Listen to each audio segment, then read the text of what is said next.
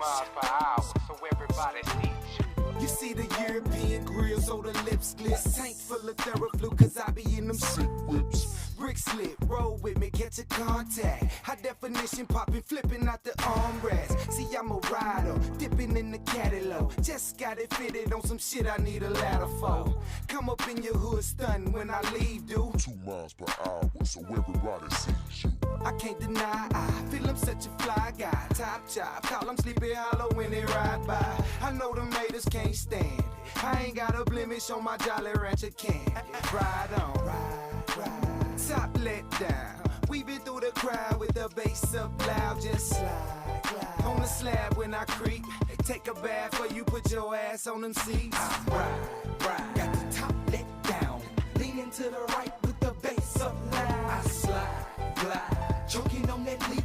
2 miles per hour, so everybody sees you. Ride. Got the top let down. Leaning to the right with the bass up loud. I slide, glide. Choking on that lead. 2 miles per hour, so everybody sees you. Yeah, I hope you got big lungs if you're rolling with me. I roll quickly, roll many, plus I'm rolling sticky. Hit the road with me, only push it to the 50, cruising through your city, super sharp, fresh fitted. Hey, too cold with it. Check out the interior, it's hater me. Chalkboard material, get it, then fuck it. Hey, roll another blunt up, hit patchwork, roll and fuck with Nico till that sun's up. Hit like nunchucks, he can't stop that. A Lamborghini door, Swinging with top spec. hey, clear the way, clear the lane. I'm topless, different from them laws. Want no dogs in my cockpit. Plus I'm throwed off, ain't got my load off. Got about 4 elbows and a quota that What's happening? We shook up, but now I got the cook up. And since they didn't book us, every time you look up, I'm riding. Yeah,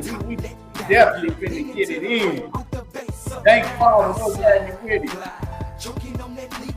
2 miles per hour, so everybody sees you. Ride. Got the top let down. Leaning to the right with the bass up loud. I slide, glide. Choking on that lead. 2 miles per hour, so everybody sees you. I ride. Let down. Leaning to the right with the bass up loud. I slide, glide. Choking on that lead. What's happening? What's happening with it? Tap in. We definitely, we got a lot to talk about. Tap in with me. Choking on that lead. 2 miles per hour, so everybody sees you. Yes, sir. We definitely finna cook. Jump in the comments. Let me know you in the building. Tap in. We got a lot to talk about. Fight Side TV, what's happening with it?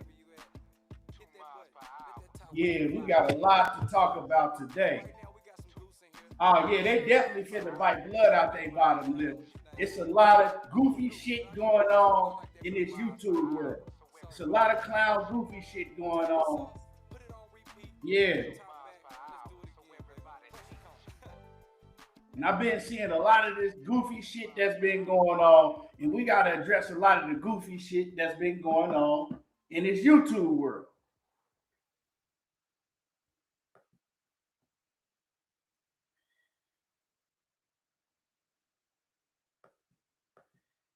Hold on.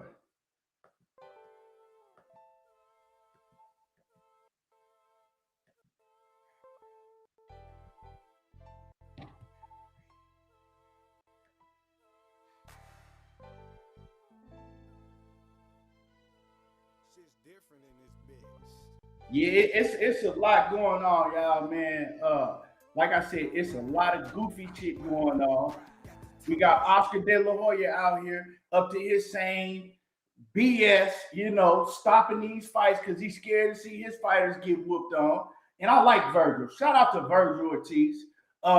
We got, goofy content creators out here, man, just showing they don't got no type of integrity whatsoever when it comes to a man they'll never even know in life. We got shout out to my man Brian Norman. Look like he might be going with Derrick James. Man, we got Shakur Stevenson and Teofimo Lopez. We got a lot we're gonna cook on. So tap in. It's finna go down. I ain't been on here in a long time, and I got a lot to say. Champ Ross, what's happening with it? Yeah, dang father, the circus is running wild. You know what I'm saying? Yeah, I might have your favorite content creator bite blood out their bottom lip because hey, y'all already know me, man. I don't hold my tongue on shit. I don't hold my tongue in yeah, it's certain shit that need to be said.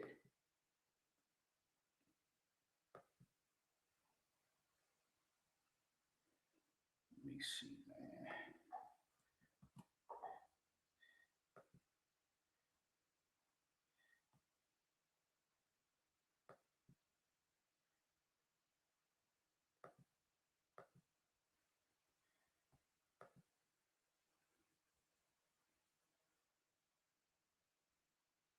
You said you think Brian Norman Jr. should go with Bomac? Um, I mean, you know, Bomac got a date. Man, I'm gonna just keep it a buck, man. Bomac and them, they did what they did with Bud, right?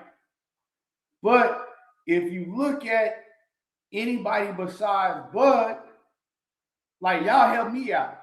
And this ain't no knock to Bomac. And you know, the whole BNB team over there, you know, they got a solid team. But what other world champions have they brought out of that gym besides Bud?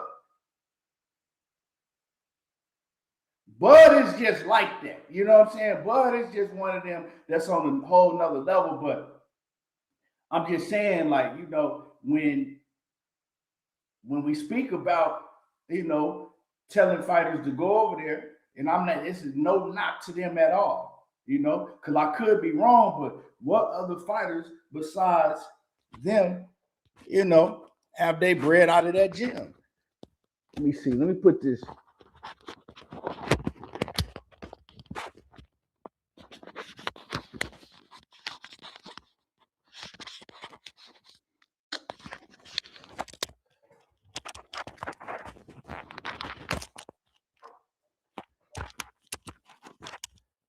Y'all let me know how my audio is too.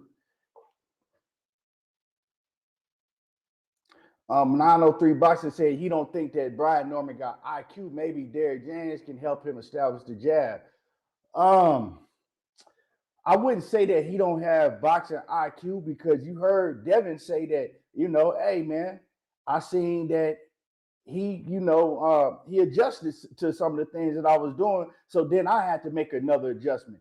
So that's IQ. I just think that he has a problem fighting that mid range, right?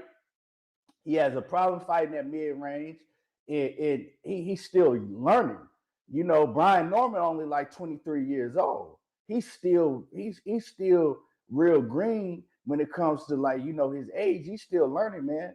And if you ain't never been in the ring, you ain't never fought, you don't understand. That's the most difficult range to master is the mid range, because you still right there in the range to where you can get hit, but you know what I'm saying? You're still in the range to where you can get hit, but you can get your shit off, but your defense got to be on point. So what a lot of fighters do, what you saw Brian Norman doing, is he was smothering his punches, right? He's smothering himself, and then when he tries to close the distance, he don't know how to gauge that range, so he smothers his punches, and then that made it easy for Devin Haney to start, you know, hugging him and holding, and it made it easy for him to, you know, get right there to where he got to grab you. So that's why we saw a lot of hugging and shit going on in that fight.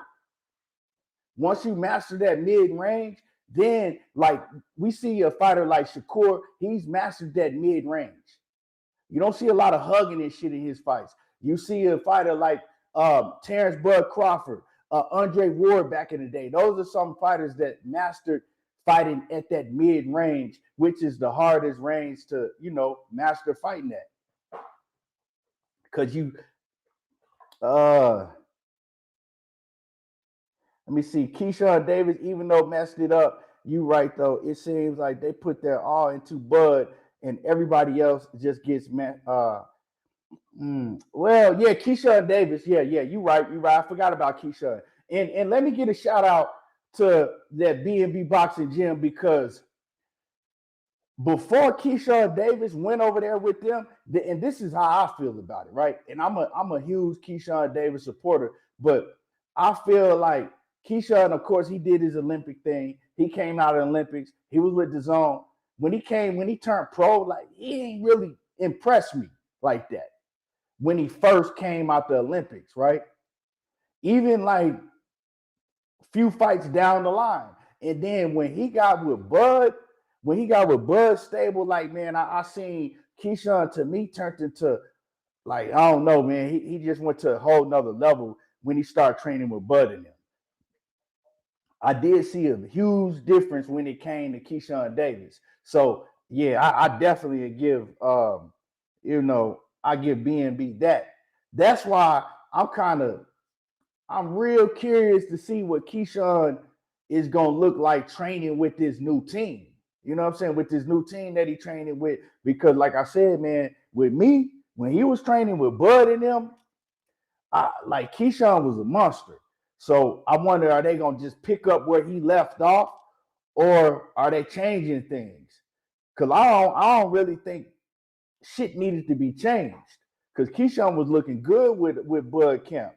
But you don't never know what's going on in the background. You know, when Keyshawn was asked about why he left the B&B camp, he kind of like, he didn't really he gave his answer. We can't say if that man is lying, but a lot of people think that he was capping, right? And his answer was, he saw what Bomac and them did with Bud Crawford, bringing him up from the mud and becoming champions and staying with that same team throughout, his whole career, and, putting the city on the map, putting Nebraska, Omaha on the map. And he said that shit inspired him to go back to his hometown, right, and get the team that he started with in Norfolk, Virginia. And he just wanted to be, do what they did. Hey,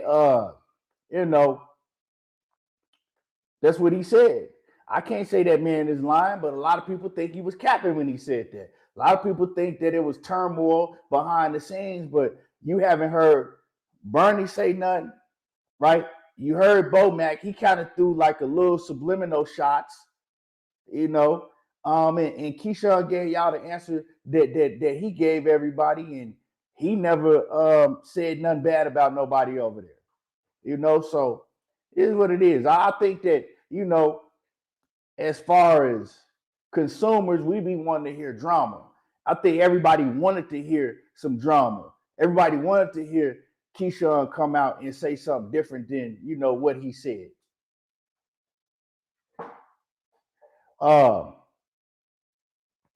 You said you're real big on Keon.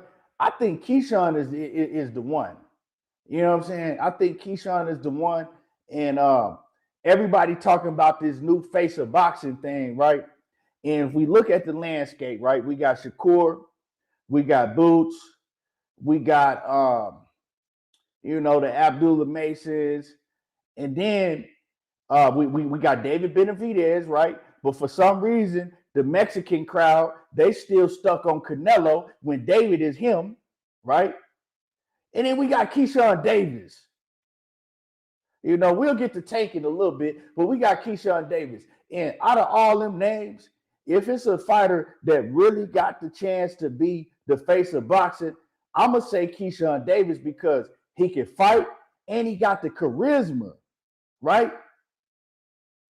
Boots can fight his ass off, exciting as hell, but he ain't got that charisma like that. He got it inside the ring, but he don't really say too much outside the ring, right?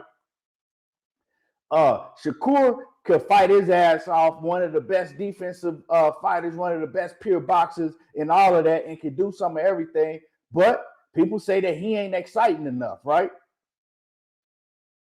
You got Abdullah Mason, right? Still young, still green in some areas, but, he could fight his ass off. Exciting as hell in the ring, but he don't really say too much outside of the ring.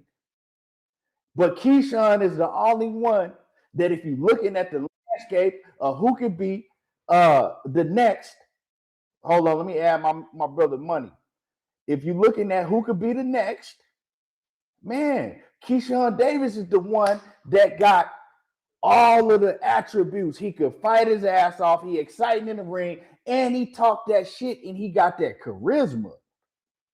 You see, you feel what I'm saying? So when we looking at talking about I don't even really like using that next face of boxing because I think that term, that shit is highly overrated. You know what I'm saying? I think that shit is kind of like to me, I don't know, man. I think it's corny. Like it's kind of played out now, right? But when we talk about it, we got to look at Keyshawn Davis. In my opinion, Keyshawn Davis, he the one that actually could be the one that got all of the tools to do it because you got to have that charisma. You know what I'm saying? A lot of fighters got one, but they don't got the other. And he got the full package. And like I said, I'm really excited to see what he gonna do with Gervonta Ortiz because I see a lot of people talking down on him still, talking about, oh, he a mental case and Gervonta Ortiz gonna do this, and if Keyshawn don't do this and Keyshawn don't do that, it's a lot of negative shit coming from a lot of content creators and a lot of even fighters, But I'm excited to see what Keyshawn gonna do, and I think he gonna show out, man. Look at him; he already in shape. I think it was about like 2 weeks ago. He jumped on the scale, and he was already at 140. He was at 140 pounds 2 weeks ago. You see, the man is cut up like a bag of, bad dope, and he ready to go already. He ain't got no weight to cut. He ready to go. Cassandra Mason, what's happening with it in the building? I hope everything is well with you. Hey, I ain't seen you come through in a long time. I'm acting like I've been on here. Yeah, but Cassandra, what's happening with it to the queen? So, when it comes to that next face of boxing, Keyshawn is, to me, he is the one that is my front runner to where he could be really that next face of boxing. The only thing with Keyshawn, right, is you got people behind the scenes questioning his chin, right? You got people saying, you heard Richardson Hitchens told him like, hey man, you didn't got dropped. I seen you get dropped 2 times in sparring.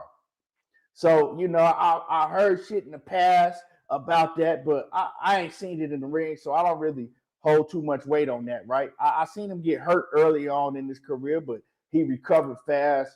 And then you got, can he hold it together mentally, right? Because he has shown that he don't got the strongest mental, right? He has shown that he don't got the strongest mental.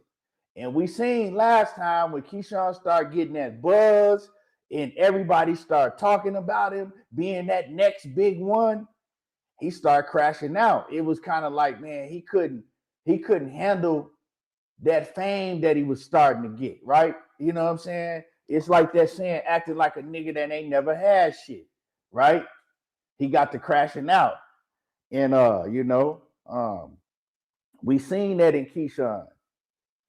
So those are the questions that you have when it comes to Keyshawn. But other than that, I think that out of everybody that I name, out of the Shakur, the Boots, the Abdullah Mason, the whoever else, right? Whoever else we thinking of, the David Benavidez. And like, to me, I think David is another one that got that charisma. He talked that shit. But Keyshawn, this shit is on another level. Like, when you go to watch Keyshawn shit, like, unless you a hater, unless you just don't like him, like, that nigga will get you hyped. You know what I'm saying? I be watching Keyshawn, and the shit he be doing, he go, oh, shit, let's go. Like, that nigga be getting me hyped. I be like, damn, that nigga make me want to, you know what I'm saying, run around the house and do some shit. Like, that, he just got that energy that he'll just get you hyped up. And I think that he's really the only one that we see in boxing that got that. AB was like that. But AB, he didn't have a whole bunch of other shit to go with it. You know what I'm saying? So when we talk about that next face of boxing, I think that Keyshawn, he's, to me, he is that he the one. You know what I'm saying? He's the one. I know people looking at the saying that T.O. and Shakur is, you know, they in the running to take it over, but T.O., man, nah. And he's not gonna beat Shakur. That's my opinion. You know what I'm saying? But when it comes to Shakur can, but Shakur got to understand is that, you know, he thinks that beating T.O. is going to finally get people to say, you him. And he don't realize these motherfuckers already know that Shakur is him. They know that he like that, but they don't want to admit it. When you that good, you're going to have a bunch of haters that's going to do everything they can to tear you down. So when you go beat T.O., it's going to be a bunch of excuses. Oh, man, he fought a weight drain, T.O. T.O. was already talking about going to 140 to 147 pounds. T.O. wasn't mentally focused. It's going to be a whole bunch of shit. It's going to be a whole bunch of excuses. He still ain't going to get the same people that's not giving him credit for shit that he do now are going to be the same crowd that ain't going to give him credit when he go in there and whoop on T.O. And that's what he don't understand. All of the great fighters got that. Roy Jones used to get it. A lot of y'all ain't old enough to know how bad they used to dog Roy Jones out. Talk about how boring he was and how he used to be too safe and he wouldn't go for the knockouts. They did all of that shit to Roy at when he was at light heavyweight, right? And exciting as Roy is, they did that to him. They did it to Andre Ward. They did it to Floyd. Floyd is the perfect example. They try to act like these same motherfuckers that be hating, right? They'll be like now, the same cast that's hating on Shakur and some of the other fighters, right? They'll be like, oh man, but Floyd was this and Floyd was that. Man, them people was hating on Floyd. Every time Floyd would do something, but they would make an excuse for every win that Floyd got. They still do it to this day. So Shakur, he's not never gonna get that validation from the fans that he think that he's gonna get. He's just not. It's just real. You know what I'm saying? So he got to understand that and just, you know, do what he gonna do. And then years after he retired, that's when they gonna give him that validation. Oh man, when the next fighter's coming up and they hating on the next fighter, they gonna tell you, oh man, but Shakur could do this and Shakur was this and Shakur was that. They not gonna give it to him right now. What's happening with him, Money?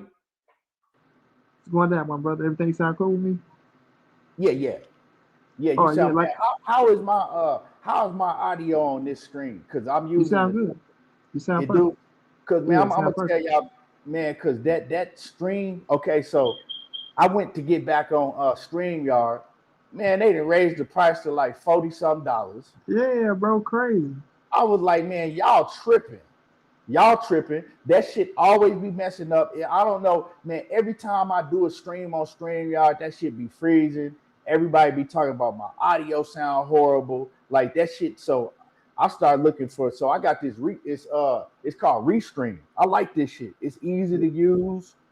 Yeah. Yeah, I see the name up there, Restream. Yeah. Cassandra, what's going on? Queen, what's going on? Keon talking about he ain't sent you in a minute. That nigga ain't been live in a whole year and a half. I know, for real. Hey, but y'all smashed the like button first of all, man. Y'all smashed the like button. To touch on that Shakur situation, bro, like you said, and I know you touched on Keyshawn first. I'm gonna touch on that too. But when it comes to Shakur Stevenson, it's just like you say, bro. He's in the Andre Ward, Floyd Money Mayweather situation. You know, Floyd later on down the line started getting his just doing shit once he started becoming the villain. You know what I'm saying? And they all wanted to see him lose. Really, they wanted to root for him. He didn't get the recognition because they wanted to see him win. He got the recognition because they wanted to see him lose, but he knew how to play the game. Shakur in the same box. You know what I'm saying? He's not going to get that recognition because he's a threat to everybody's favorite fighters. And now when your favorite fighter is disrespecting him and saying he's this, that, and the third, then, you know, the casual fan base, because, you know, these motherfuckers ain't boxing fans out here. The casual fan base, they go run with what the popular narrative is. You know what I'm saying? And we don't see Shakur on her flossing cars and the you know, he got some jewelry on him, but he's not out in the clubs and, you know, running with the rappers and things that, even though he's like that, you know what I'm saying, but he's not putting himself in those situations, to be around the bullshit. You know what I'm saying? So because he don't put himself in fucked up situations, or he's not snatching fucked up headlines, right? He get discredited. You know what I'm saying? And they try to discredit him from his boxing skill set to he's not really like that, to now he's a Puerto Rican fighter, he's not black. Just all the dumb shit that they say to try to discredit this man. You know what I mean? But he go out there. He got your favorite fighter on the run. They scared of him. They trying to do everything they could to downplay him and lowball him. But the cream always rise to the top, bro. So he's that type of fighter that like when he do this to Tio, that I think he's going to do to Tio. You know what I'm saying? It's going to put a lot of people on notice. Like you say, Key, it's not going to, people going to try to discredit Tio after he beat him, right? They're going to try to say, well, Tio, he ain't did this, and Tio already been beat, and all this other issues they're going to try to bring up. But when he do what he do to Teofimo Lopez, you know what I'm saying?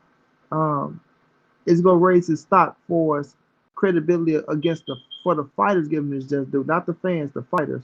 You know what I mean? He gonna move up on a pound for pound list, and he's gonna hold that position to where he's gonna, a lot of top notch fighters not gonna want to fight him. They gonna try to figure out a way to try to say he's boring, or they're gonna try to say they gonna try to, my bad,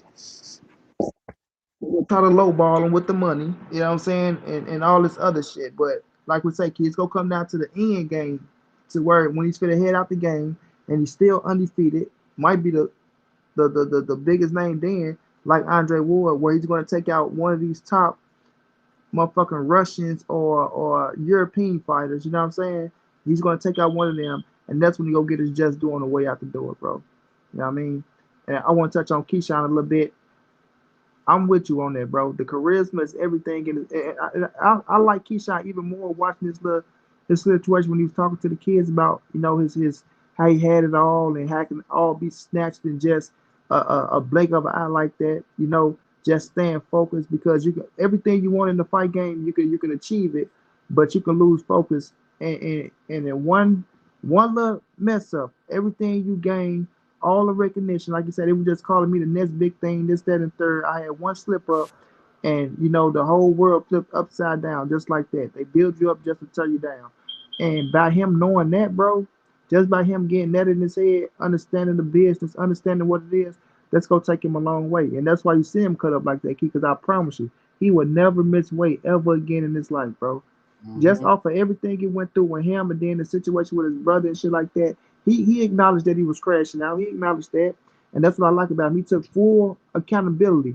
But just knowing that I can lose it all in a heartbeat, that I worked so hard for, bro, and he got all the talent and all the skills in the world, he's not going to ever miss weight again, bro. He's going to be on point. And now he got a chip on his shoulder, bro. He got a chip on his shoulder to go out there and prove everybody wrong. That's why he go fuck Jermaine Ortiz up. He want to fuck him up, bro. Like, he want to make a statement. He's a fighter that want to make a statement. Like, there's fighters out there that go out there, they know they can win with their skill set, they can do this and do that. But he actually want to make a statement. He want to make a statement against top-notch caliber opponents. Not just I get in there and I fight the people that are supposed to smoke, beat the shit out of them, then go up against a top-notch opponent and try to just, ease by. Nah, he want to really make statements against these cats, bro. And I believe, like, if he can stay focused, keep his head on right key, and don't get because he's gonna have his spotlight again. Don't let the spotlight eat him up. He could take over the sport of boxing, bro, because he's that skillful, and he has the style to go out there to be fan friendly, to get people what they're looking for. You know what I mean? So when you can talk that shit and back it up, hey, like you say with AB, it can take you a long way. Just don't let it get in your way. Yeah, nah, that's real shit. Real shit. Y'all smash the like button, because I'm finna get on the bullshit. You know what I'm saying? I'm reading these comments with Mag7. He in here, he's a certified meat musher. So I'm finna get on the bullshit. I'm finna make him bite blood out his bottom lip, because I'm finna talk about his favorite content creator. You know what I'm saying? Motherfucker, y'all like the bullshit, so I'm gonna get on the bullshit now. You know what I'm saying? Hit the like button, because I'm finna get on the bullshit now. I'm finna show y'all, right, what corny shit look like. What a fake corny motherfucker look like. You know what I'm saying? I'm watching So you know, man, I'm just going around. I want to see what certain cats got to say about this Gervonta Davis situation, because how I feel about the situation, right? I'm gonna keep it real with y'all. I feel that usually these topics I don't really touch on. You know what I'm saying? But I feel that Gervonta Davis, you know what I'm saying, whatever she said he did. And the reason I feel whatever she said he did is because we've seen him do the shit before. And he got a history of doing it. We seen the shit on TV play out at the basketball game. But because it was Gervonta Davis, people want to act like it didn't happen. You know what I'm saying? It is what it is. And then we seen woman after woman after woman come out with these stories. It wasn't good enough for us to see it, right? When we first seen it. But then when we continue to hear different women come out and say that he don't know how to keep his motherfucking hands to himself.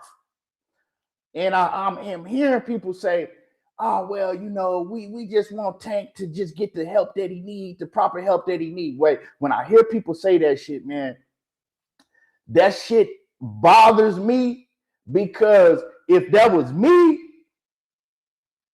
you know what I'm saying? If that was me, y'all wouldn't say that shit.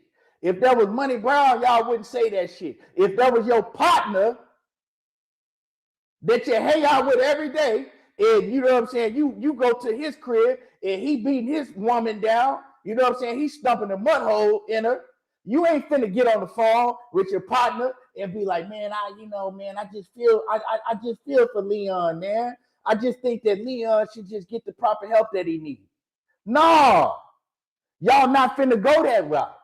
But because it's a famous fighter that y'all look up to, niggas don't want to say nothing bad. You don't want to say what you'll say if it was me or your partner.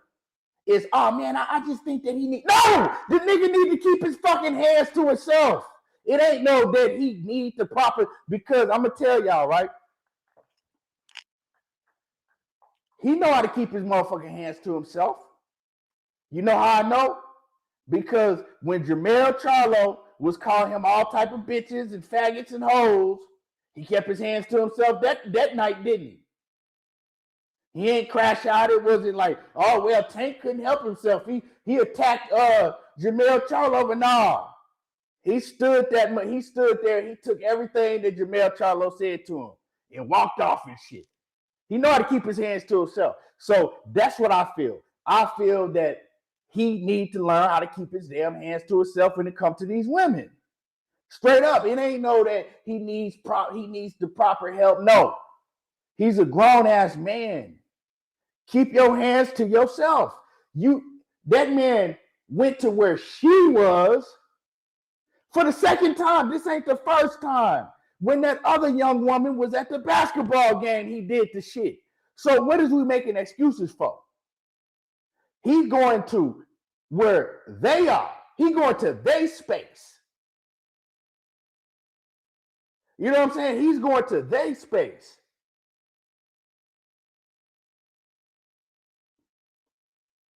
Putting his hands on them, going out of his way to do it.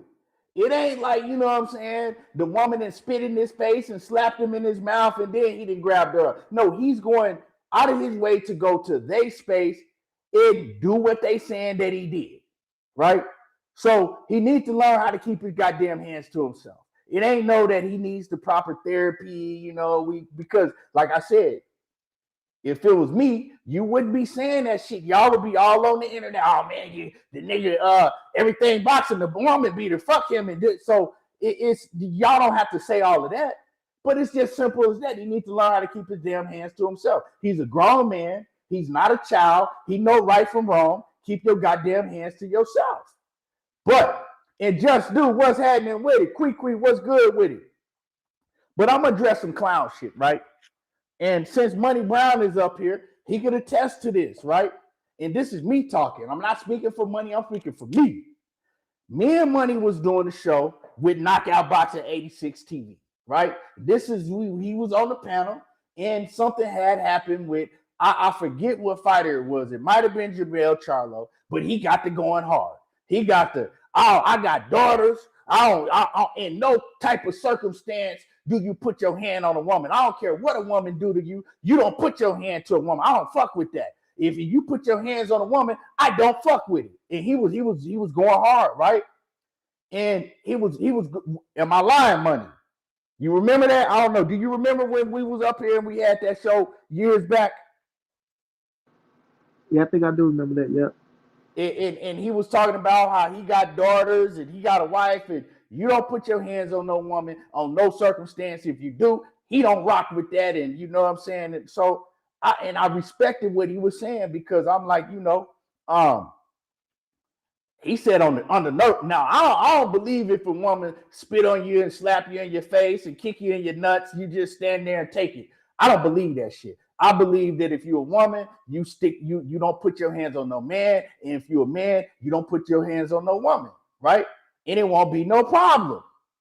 Okay, hey, see, my man said he said, yo, I remember that. Y'all, I ain't lying. I'm not lying, right? So, and he was always talking about how he got daughters and his wife and all that. So I respected it, right? I respected it. Money was on the panel. We all was like, yeah, you know what I'm saying? We respect what you're saying, and if that's your belief, I respect that. And if that's your belief, you stick to what you're saying. But see, that's when fake niggas, you know what I'm saying? And I'm gonna make some of y'all bite blood out your bottom lip, right? But so fake niggas is always gonna switch it up. You know what I'm saying? And I don't have no respect for a motherfucker that act like they believe in something so hard, but to switch it up over another man that they don't never know, that they ain't never met in their life, right? Because he didn't see the shit that Tank did. He's still rooting for Tank, you know what I'm saying? Still his biggest fan. But so when this shit went down, I'm just going to certain channels. I want to, running certain live streams that people had. I'm running it back. I want to see what people got to say, And so I come up on this shit. I'm gonna play this shit, man, because the thing is he came off like, oh man, if Tank did, but we don't know, and this and that, and then he started trying to blame the woman. You don't know this woman from nobody, right? You don't know this woman from nobody at all. He talking about, because she a stripper and this and that. Come on, man. Look, I'm going to play this shit, and I'm going to make some of y'all peons bite blood out your bottom lip. Because, see, y'all motherfuckers worship in a man. Watch this shit, man. I'm gonna play this shit, and hold on.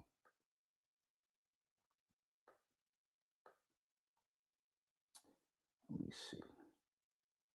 Hey, play this shit for y'all.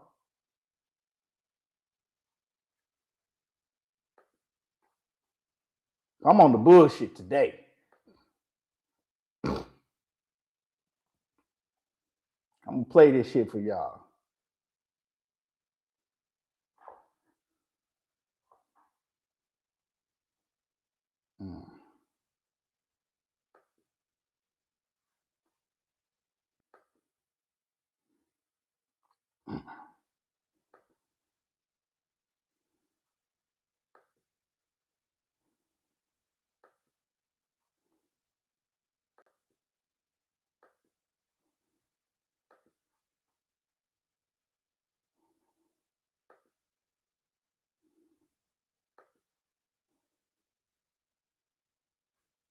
Yeah, I'm on that bullshit today, y'all.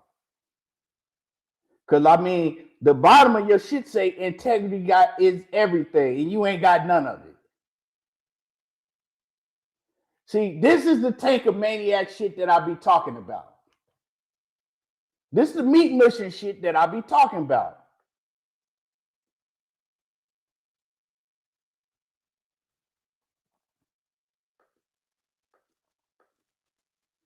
They just probably haven't updated yet, Danetta, but they ain't doing press conferences.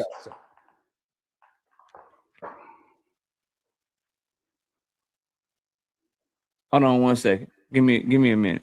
Sheldon, OG, what up? KO, listen to the charge and looking at his priors. Does he have a choice but to plea out? I mean, he got a choice. You always got a choice. You can fight that shit. But his priors, he never been to jail for no shit. He got off. He got off. The only thing he ever did any time for was like hit and run up in Baltimore and shit. He never did no time with this. So that's his.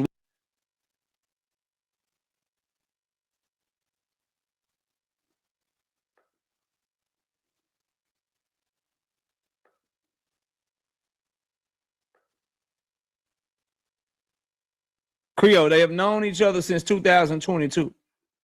And they were just friends and only talked for 5 months recently. Before that, it was totally platonic. Hold on, let me go back a little bit. Hold on. See, he already trying to find a way to blame the female. He don't know this girl from nobody. What? Hold on. Do y'all believe that shit? I'm gonna show y'all. Just a question, bro. Do y'all believe that shit? So he focused on how long he focused on whether they been fucking or not. Like, what the hell that got to do with anything? You know what I'm saying? He's trying to find every way he can to blame the woman. Creole, they have known each other since 2022. And they were just friends and only talked for 5 months recently. Before that, it was totally platonic.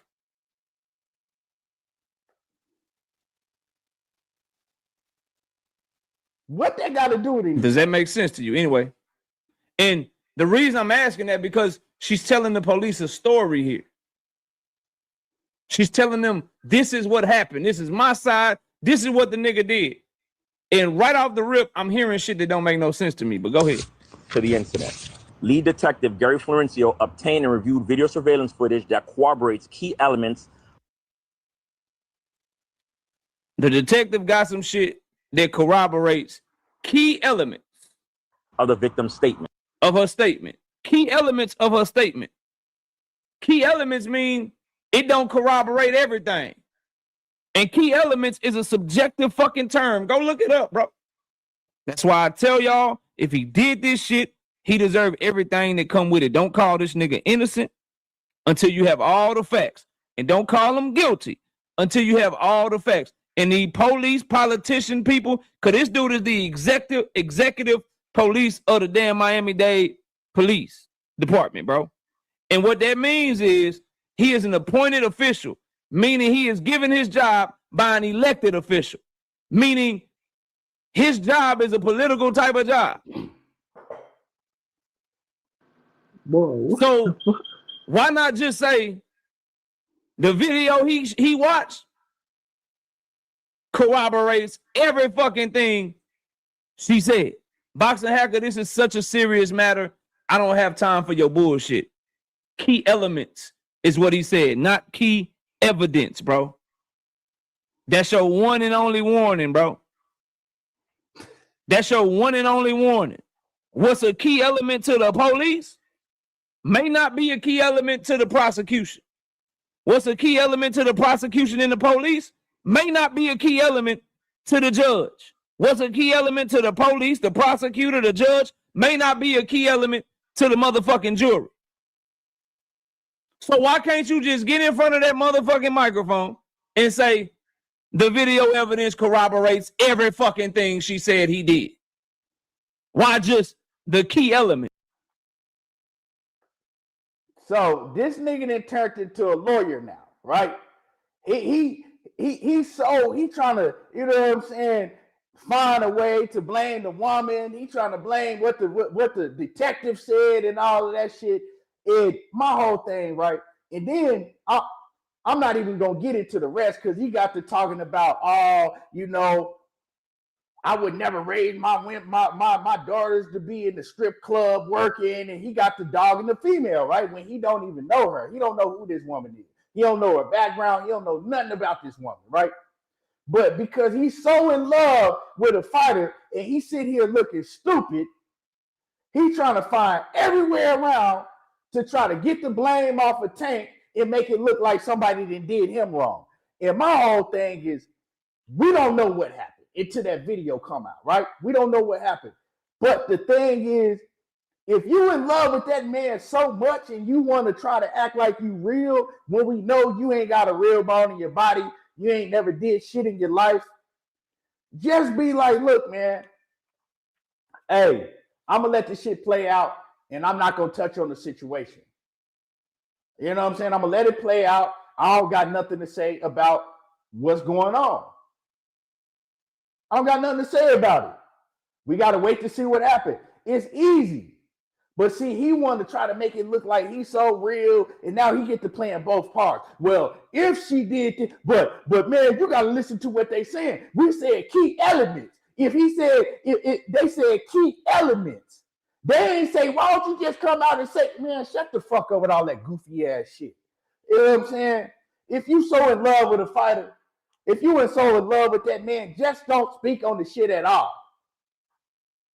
You know what I'm saying? And then you get to dogging the female out, blaming her and talking about, oh, well, she work in a strip club and them type of women do, man, all of that shit is some bullshit. You know what I'm saying? At the end of the day, he know it. Don't put up integrity is everything on your video title. Don't put that shit up because you ain't got no integrity. A real nigga can see through that fake shit a mile away. You know what I'm saying? A real nigga can see through that fake shit a mile away. Straight up.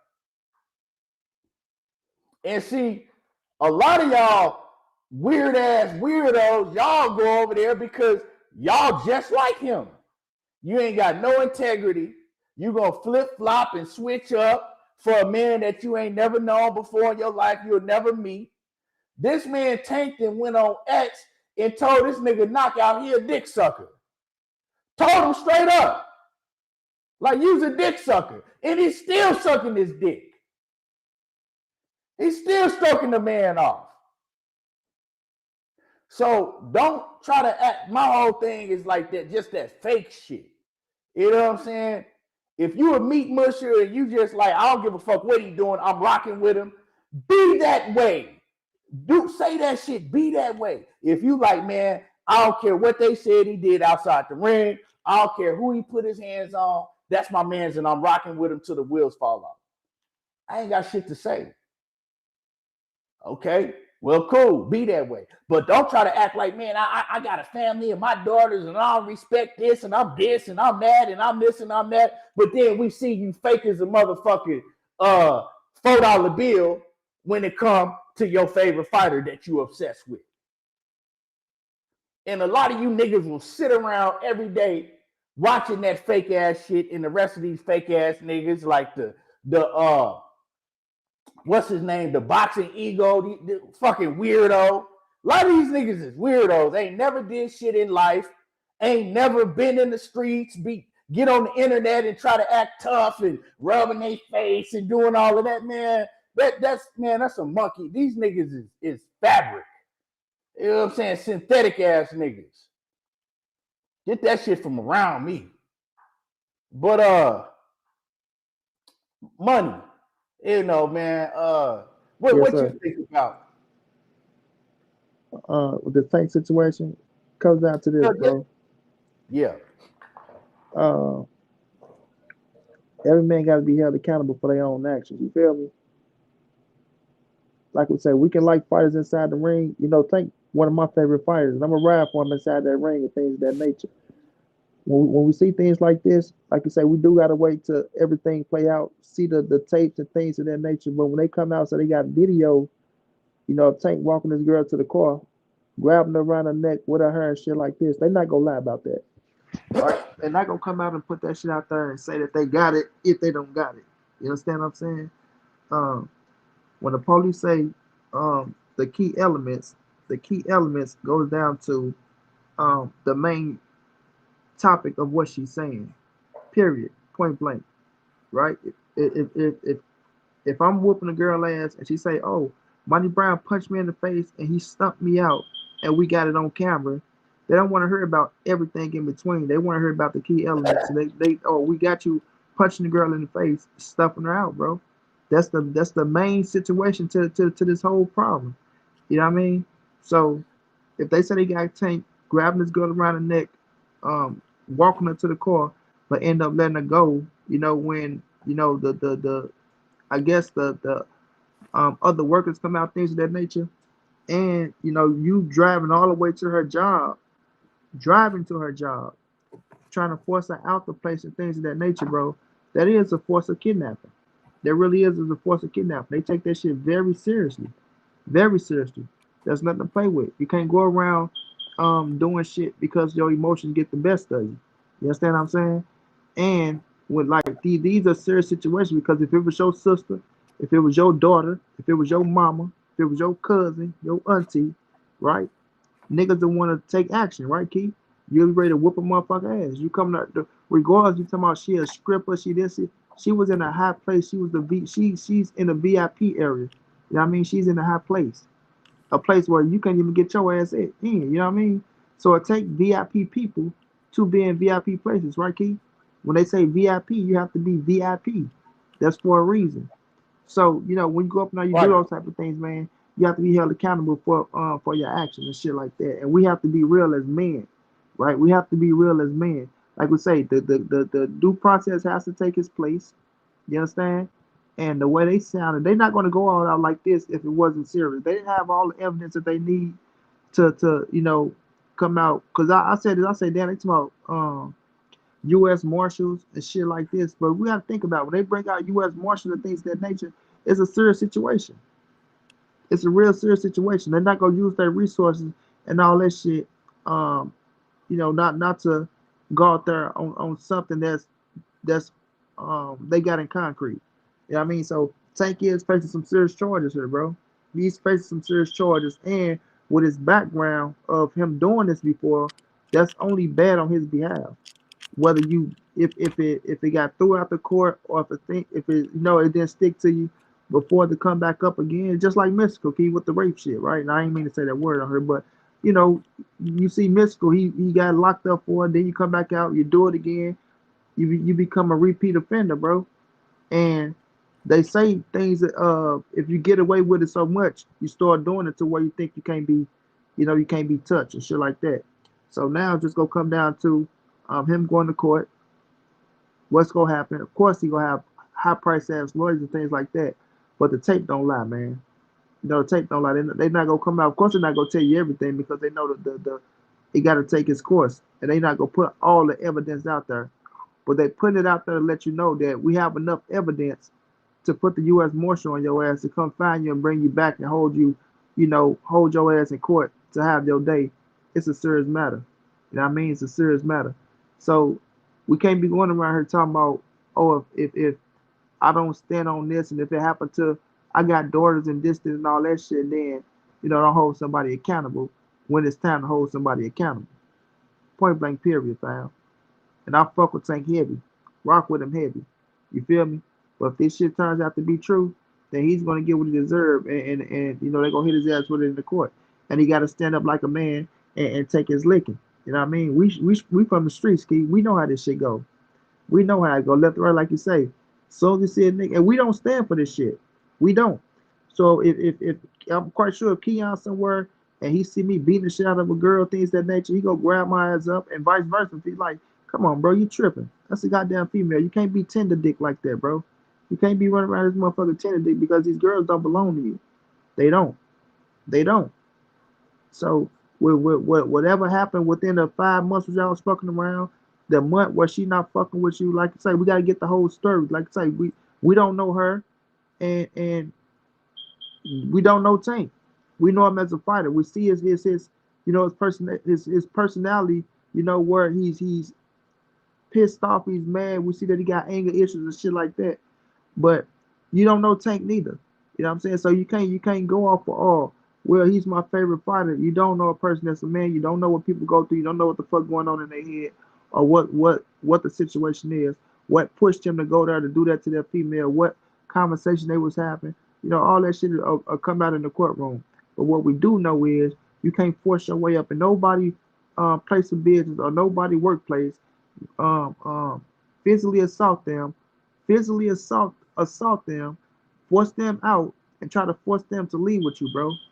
You just can't do that type of shit, bro. You can't. And in the hood where we come from, we call that some sucker ass shit. Period, fam. You went up to a woman's job, her place of business where she working at. Come on, bro. That's just like we say when a girl come up to somewhere where a man work at and cause commotion trying to get him fired and shit like that. We dog her ass out. You know what I'm saying? You talk shit about her. Same with a nigga. You take your ass, drive all the way up to where a female working. I don't give a fuck how mad she made you. You know what I'm saying? You go up there trying to get her fired and anything can happen. But you go up there and do that type of shit, your ass got to be held accountable.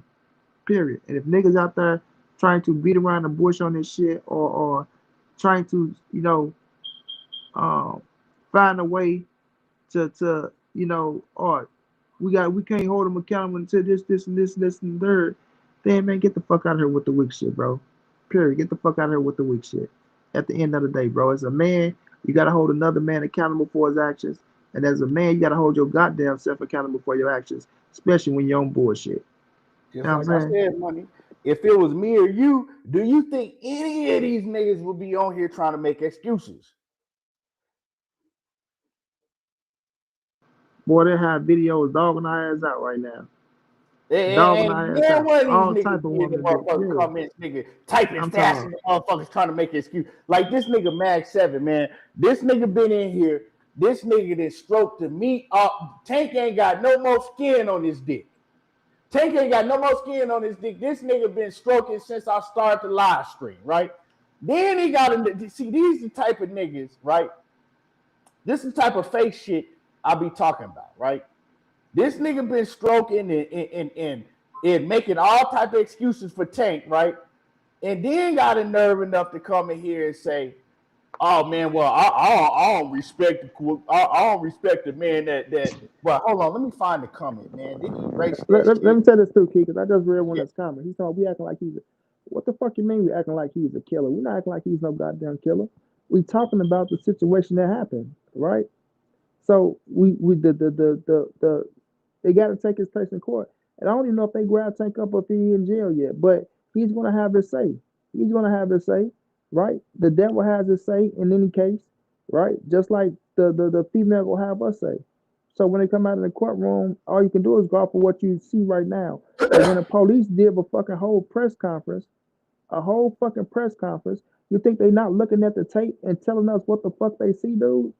Like, come the fuck on, bro. It's common fucking sense. They're not coming out with a fucking press conference if they don't have nothing. Common fucking sense, man. Now let me say this, right? Talking about I got a daughter, so I don't respect putting your hands. Nigga, you don't give a fuck about nigga for real. Like, nigga, you been in here. First of all, you done seen Tank did it, right? Before you seen it in your eyes, plain sight when he did it at the basketball court. You done seen woman after woman come, right? Now we got this, and you hear the police officer saying that they got the evidence, right? They done seen it, video footage, and you still in here, and you've been stroking the man since I started this live stream, right? Been stroking the man since I started this live stream. They gonna come on here and say, "Oh well, I got daughters, so I don't respect putting your hands on the feet." Man, quit lying. Stop the lying bullshit. Just say that you willing to do anything for your favorite fighter. Money, hold on real quick. Hold on.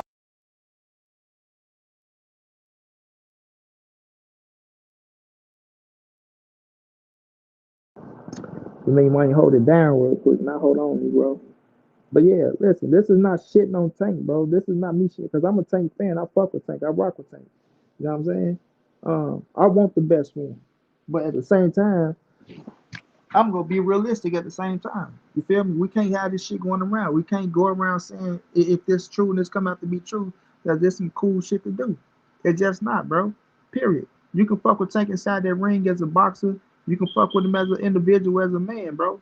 Even if it was your own motherfucking brother, you ain't gonna tell me you gonna sit up here and watch your brother beat the shit out of his girl. Not saying Tank beat the shit out of his girl or do this type of shit, but maybe some of y'all niggas will, man. I don't know, man. Like I say, some niggas just ain't got that man cold in them. Let's go stand on all 10 and tell a motherfucker what he need to hear when he need to hear it. You feel me? We not no fucking yes man. You feel me? It's just not gonna happen. If I need to tell your ass something that you need to hear at the moment, I'm gonna say it. If you doing some fucked up shit and you wilding out, and it's gonna cost your ass time away from your kids, or it's gonna cost your ass some time in that jail cell that I can try to help you to dodge that shit, I'm gonna tell your ass. And after that, if you do it, then it's just on you. You know what I'm saying? Deal with what the fuck you gotta deal with. But I ain't gonna sit up here and let you crash the fuck out and not say nothing.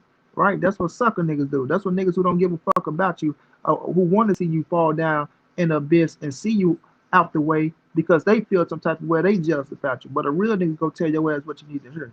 That's just what it is. Yeah, man. And so my whole thing about it, like I said before, man, when you got niggas that try to act a certain way, right? Because see, he got on there and he's so worried about all of the meat mushing that he been doing over the years, and no matter what Tank say to him, Tank that told him he a bitch and all that shit, and he's still like, just like a little kid that has an idol and shit. Like, nigga, we talking about a grown ass man. Like, nigga, you's a grown ass man, probably 40 years old, and you still acting like this over another man that already told you he don't give a fuck about you. Told him that, like, nigga, you ain't nothing but a dick sucker, right? And you still, and so don't try to, because he's worried about what his audience think, so he want to get on there and try to act like he real and he got integrity, right? But then, soon as you get deep into it, you want to start bashing the female, talking about because she work in the gentleman's club, and you know what I'm saying? He's high class. Tank is high class. He shouldn't even be talking to no female like that anyway. And we don't know what she's doing, and all of this. And then then you get into try to break the police down like you a motherfucking lawyer and all that goofy ass shit. But then on the other hand, say, oh man, I got daughters and my wife and this. Man, shut your bitch ass up. You know what I'm saying? That man said all this about me. Yeah, bro. That's what really, I was like, man, I gotta address this shit because it's just it's so much of fake shit that be going on. And niggas sit up there, nigga, with their popcorn, they just love that fake shit. Because a lot of y'all don't have integrity when it comes to these athletes that y'all like. You know what I'm saying? Just keep it real. If you ain't gonna keep it a buck, don't speak on the situation, because every situation don't have to be spoke on. If you know that you in love so much with that man, don't speak on the situation. Leave it alone. It's enough shit going on in boxing to where you don't got to speak on it. Just be like, hey. Let me tell you, Mag 7. You go find the video and show me where Shakur was punching the female in the head. Shut the fuck up, that dumb ass. You know Y'all so fucking dumb. Dude never punched no fucking female in the head. That was a whole fucking man he was punching on. Hey, but see, this is the thing, right? And that's another thing. I heard, but I didn't watch the shit. You know what I'm saying? I didn't watch it, so I can't really pull it. But I heard a lot of motherfuckers going around saying that other goofball ass nigga, you know what I'm saying? And knockout, but I don't know, right? But they were saying the other goofball ass nigga, what's his name? The other one that's in love with Tank, the Ego, the boxing Ego, got to talk about, oh man, well, Shakur did this, and Shakur, nigga, this ain't got shit to do with Shakur. Y'all niggas is some fucking weirdos. But man, I always go back to it. If that was me and the same shit came out about me, and y'all already seen me snatch my girl up and choke her out, and then another girl come and say some shit like that about me, and then another one come, and then this shit come out, ain't none of y'all goofy ass niggas gonna be on here talking about, well, man, we don't know, man. Y'all hating on Tank. Ain't nobody hating on no motherfucking body. I'm telling y'all what it is, what we've seen, what the man got a history of. Straight like that. Straight like that. Shakur punched around the girl. He didn't hit no female, man. Y'all keep talking about he was touching the female. He punched around the girl and hit the door. I saw that video 1,001,001 times, bro. He never put his hands on the female, bro. He punching on the dude. He punched around the girl. He didn't hit no female. Y'all Okay, go watch well, the video again. Quit saying he hit the girl. He didn't hit no damn girl. This is what He they knocked do. the dude ass out. They're trying to deflect. They trying to use this shit to deflect, right? Because the Shakur, has Shakur woman ever came on and said that he be beating her ass? Has Shakur ex-girlfriend ever came and said that he be beating on her? Has any other woman ever came out and said that Shakur ever put their hands on her? No. So let's move back to what the fuck we talking about. You know what I'm saying? We're not gonna try to play that deflection game. Oh, but you know what I'm saying? That's just like me.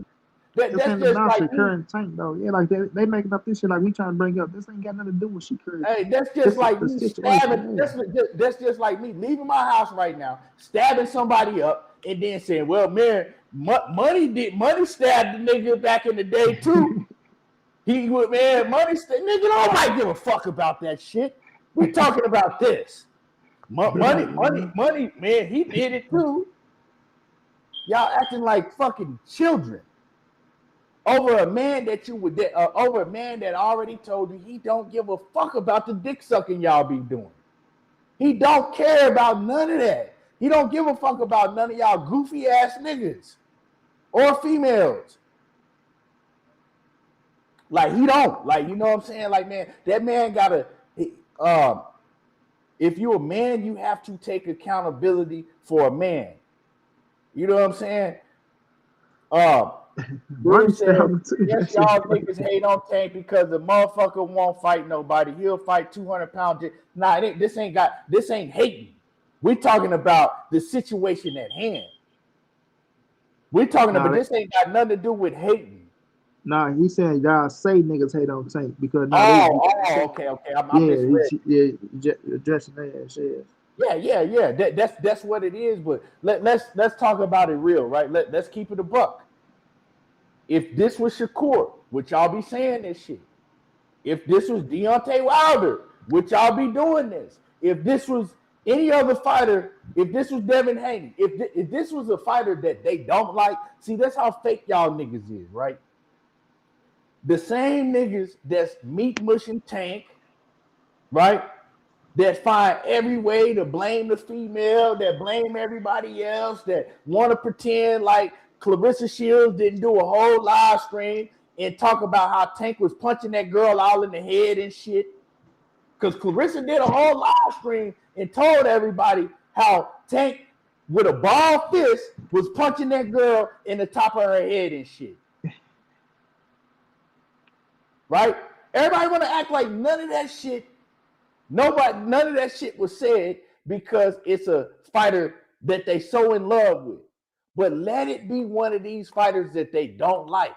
The same niggas that's talking about, oh man, you hating on Tank and you a bitch and all of this, right? The same niggas, they be in there, nigga, on every channel. Nigga, on every channel they go to, oh man, he a bitch and I would never do this and man, I don't fuck with him because he put it. Hey, man, these niggas is fake. That's why I called out Knockout, because he's a fake. You know what I'm saying? He's a phony. And Tank knew he was a phony. That's why Tank called him a dick sucker. Tank, man, come on, man. A nigga like Tank that's been around, real ones, they know when a nigga is going on the internet pretending. You know what I'm saying?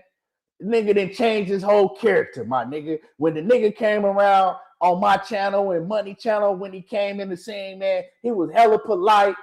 The nigga was hella respectful, didn't bash no fighters, was, you know, I don't cuss because I have daughters that watch and I don't, you know, all of that shit.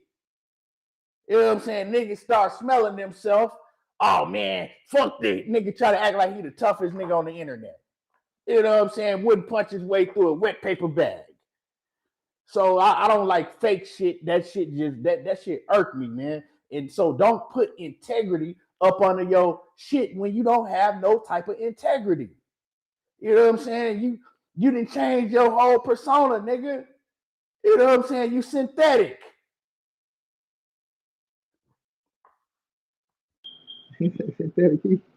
For real, niggas, synthetic niggas. It's a bunch of synthetic ass niggas that's doing this YouTube shit, bro.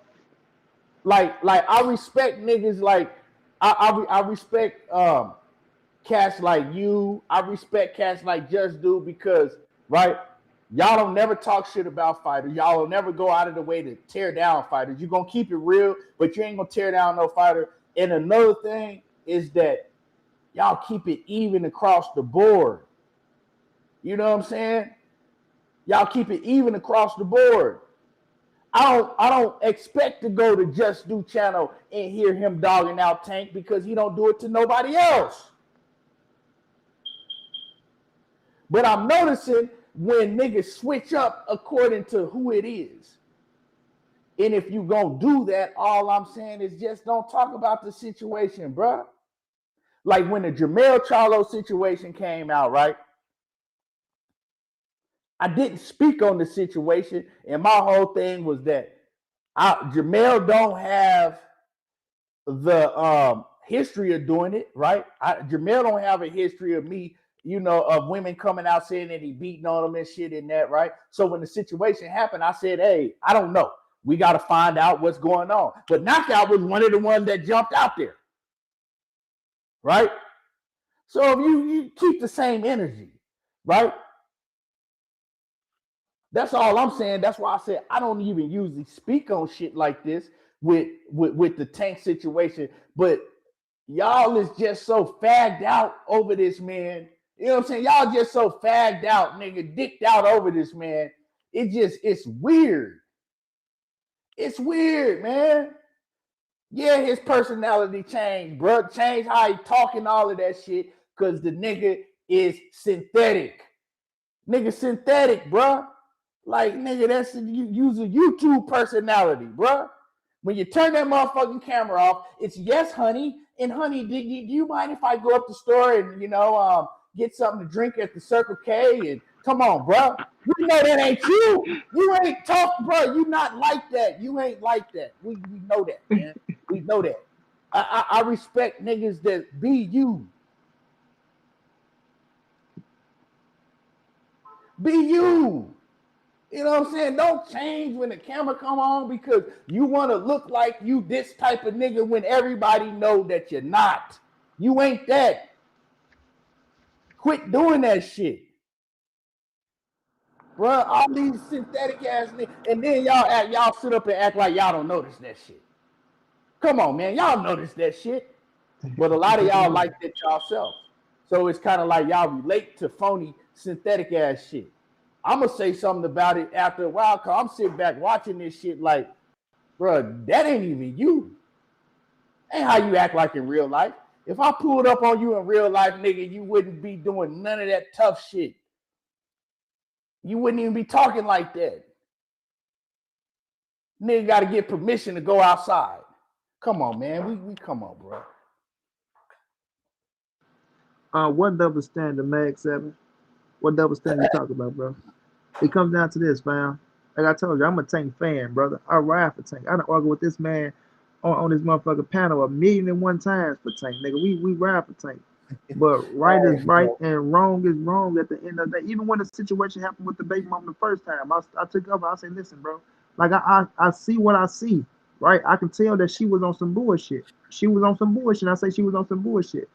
When you drive to a person's place of business, man, when you force yourself, I ain't gonna say force yourself inside, but you go inside and you force this woman out, and they say you got this on camera, right? They got this shit documented. You understand? Key elements. Regardless of what the next motherfucker try to make key elements out to be, try to twist the whole words and the lawyer, and from the lawyer to the judge, from the judge to the motherfucking prosecutor, from the prosecutor to the jury. Man, sit all that corny ass shit down, right? At the end of the day, it comes down to what's on that fucking camera, right? And once them people see you got somebody around their fucking neck or what, and they heard forcing them out the building where they work at, you understand? Forcing them out, that is a form of kidnapping, bro. That is. Understand what the law is. Like it ain't the law ain't what you want it to be. The law is the fucking law. Charges are charges. Period. If I go and smack a motherfucker, that's assault. If a female smack you, that's assault, right? We know what the charges is. The charges are the charges, right? And the eye in the sky don't fucking lie. Period. That's why niggas getting caught up now. That niggas go do something on camera with a murder. They catching their ass up. Guess what? You getting charged with a murder, right? Or he shot him. He shot him with the gun 7 times in his head. But the key elements is that he went and threw the gun in the river, so they didn't find the gun in the river because it flowed down all the way to New Orleans. But because he shot him in the head on camera, the key elements was he needed the gun, so they can't. No, motherfucker, that's murder. Period. At the end of the day, all that beating around the bush shit, plain and simple. Assault is assault, right? If Keon, I ain't gonna even put my name Keon, but if a man go and try to grab a little kid or grab a girl and try to force them in the car, right? That's kidnapping, right? Even if you don't go all the way through with it, they get away. The police come looking for your ass. They come looking for you. You get in charge. You get in charge, buddy. Period. If it's on camera, like they say they have on camera, and they're not just gonna come out and say they have something on camera that they don't have. That's fucking dumb. That's insane. I never seen them come out and say they have something on camera and they don't have it on camera. That's just dumb, bro. So if motherfuckers talking about they stand up and they this, that, and the third and all this shit, and you see some shit plain and day that they saying they have, then bro, you have to go off their word until proven otherwise. You understand what I'm saying? Until proven otherwise. So when they grab Tank ass up, he gonna sit in that courtroom and they charge him what they charge him with. You know what I mean? Like I say, you gonna have some good ass lawyers to fight it. That's what money does, right? But money can't get you out of everything, bro. It can't get you out of everything. You feel me? And I'm still a fan of Gervonta Tank Davis, but I'm not a fan of no bullshit or this tender dick ass shit and this shit that goes on like this, because we real men at the end of the day, bro. When you're not inside that ring boxing, you gotta hold yourself a certain way in these streets. Period. We know what this shit is. This is where we come from. This is what we do, bro. So when you go out there and you're doing shit like this, that shit don't fly with real niggas, bro. It don't. It don't fly with real niggas. I'm gonna say this, man. I'm not finna sit up here and be like, man, I would love Tank before this. I just don't rock. No, I didn't rock with him because of the shit in the ring, right? So I'm just speaking on what's going on. I didn't rock with the nigga before that because of the shit in the ring. I'm a boxing fan, and when you refuse to fight the best, I can't fuck with you. It just is what it is. But the nigga came on there and told Ray Jackson on YouTube, and y'all seen this shit. A lot of y'all seen, not on YouTube, on X, right? Because the shit was going around everywhere. Told Ray Jackson he better shut his bitch ass up. It might not have been these exact words, but he told him, like, basically, you better shut your bitch ass up before your sister be the next victim. So he telling y'all he don't got no problem with putting his hands on a woman and beating her down. He told Ray Jackson, you better shut your ass up before your sister be the next victim. Flat out. But y'all still trying to on here meat mushing for this man. But if you gonna meat mush for him, keep it a buck. Just be like, look, I don't care what woman he put his hands on. Shit, I'll beat a bitch down too. Say that. If that's you, just say that shit. Just be like, hey, you know what I'm saying? I don't care I don't care who Tank put his hands on, because I'm the same way. But don't come on here with that, oh, well, man, I don't respect it because I got a daughter, but man, but this and that, and man, but Tank ain't, and y'all don't know this, and man, that's that fake ass shit. You're trying to, you know what I'm saying? You're trying to act like you got integrity at the same time as defending the man and pretending like he ain't did none of this shit that people saying that he doing. Pretending like you didn't see him on the basketball court do similar to what this woman is saying that he did. Pretending like woman after woman after woman ain't came out saying that he don't know how to keep his hands to himself when it comes to women. Just is what it is. Y'all put these celebrities and athletes on such a high pedestal, but if it's a regular nigga, y'all ain't finna say that shit. Like I said, I don't respect none of you niggas because if it was me, if it was money, y'all niggas be making videos everywhere. That's why I don't fuck with the nigga content. I knew the nigga was a bitch. All y'all would be saying that shit. But because it's your favorite fighter, it's a different story. You know what I'm saying? I seen niggas say that the police and all that shit was an AI. I seen Tank fans saying that shit wasn't even real. It was the whole press conference was made up. It was AI. Dead serious. Them niggas was saying that shit. So he said AI. I'm dead now. Hey, if I'm lying, I'm dying right now. They were saying the shit was AI, dog. So it's just, man, it's nasty. You know what I'm saying? And it exposed these niggas that call themselves men. Like I said, if you gonna stand on some shit, stand on it one way or other. Don't change it up just because you love this fighter so goddamn much. You know what I'm saying? And like I said, man, I didn't heard Knockout say on plenty of occasions how he got a wife and how he got daughters and he don't respect no man that'll ever put his hands on a woman for any circumstance, in any situation. I said that I didn't heard that man say that shit on my panel several times. You know what I'm saying? But he didn't see Tank do the shit because even though we could say, okay, well, we haven't seen this video of what this young lady is saying, right? He saw the other video on the basketball court. He saw when Clarissa Shields detailed what we didn't see on video. So I'm just saying, what is we talking about? I didn't come on here and say that shit. He said that shit. So, you know, hey, I'm just saying, man, y'all smash the like button. You know what I'm saying? For the haters, keep biting your blood out your bottom lip. I'm going to give it to you real. And I seen a couple motherfuckers in here like, oh, man, knockouts, man. Knockout is going to cook you on his, man. Knockout's going to go cook you. Man, won't you come up here and cook me, you bitch ass nigga? What I look like calling myself a man, going into another man chat, feeling some type of way about that man, and then saying, oh man, but man, Blue Blood's gonna come get you, man. Blue Blood's gonna come cook you. No, nigga, if I feel some type of way, I'ma come do it. So won't you come do it, nigga? I'm oh man, knockout.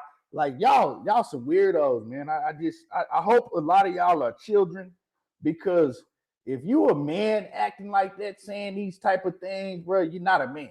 You know what I'm saying? Oh man, I'm gonna have my popcorn because knockout is coming. Nigga, won't you come, nigga? For real. Hey, but man, moving on, man.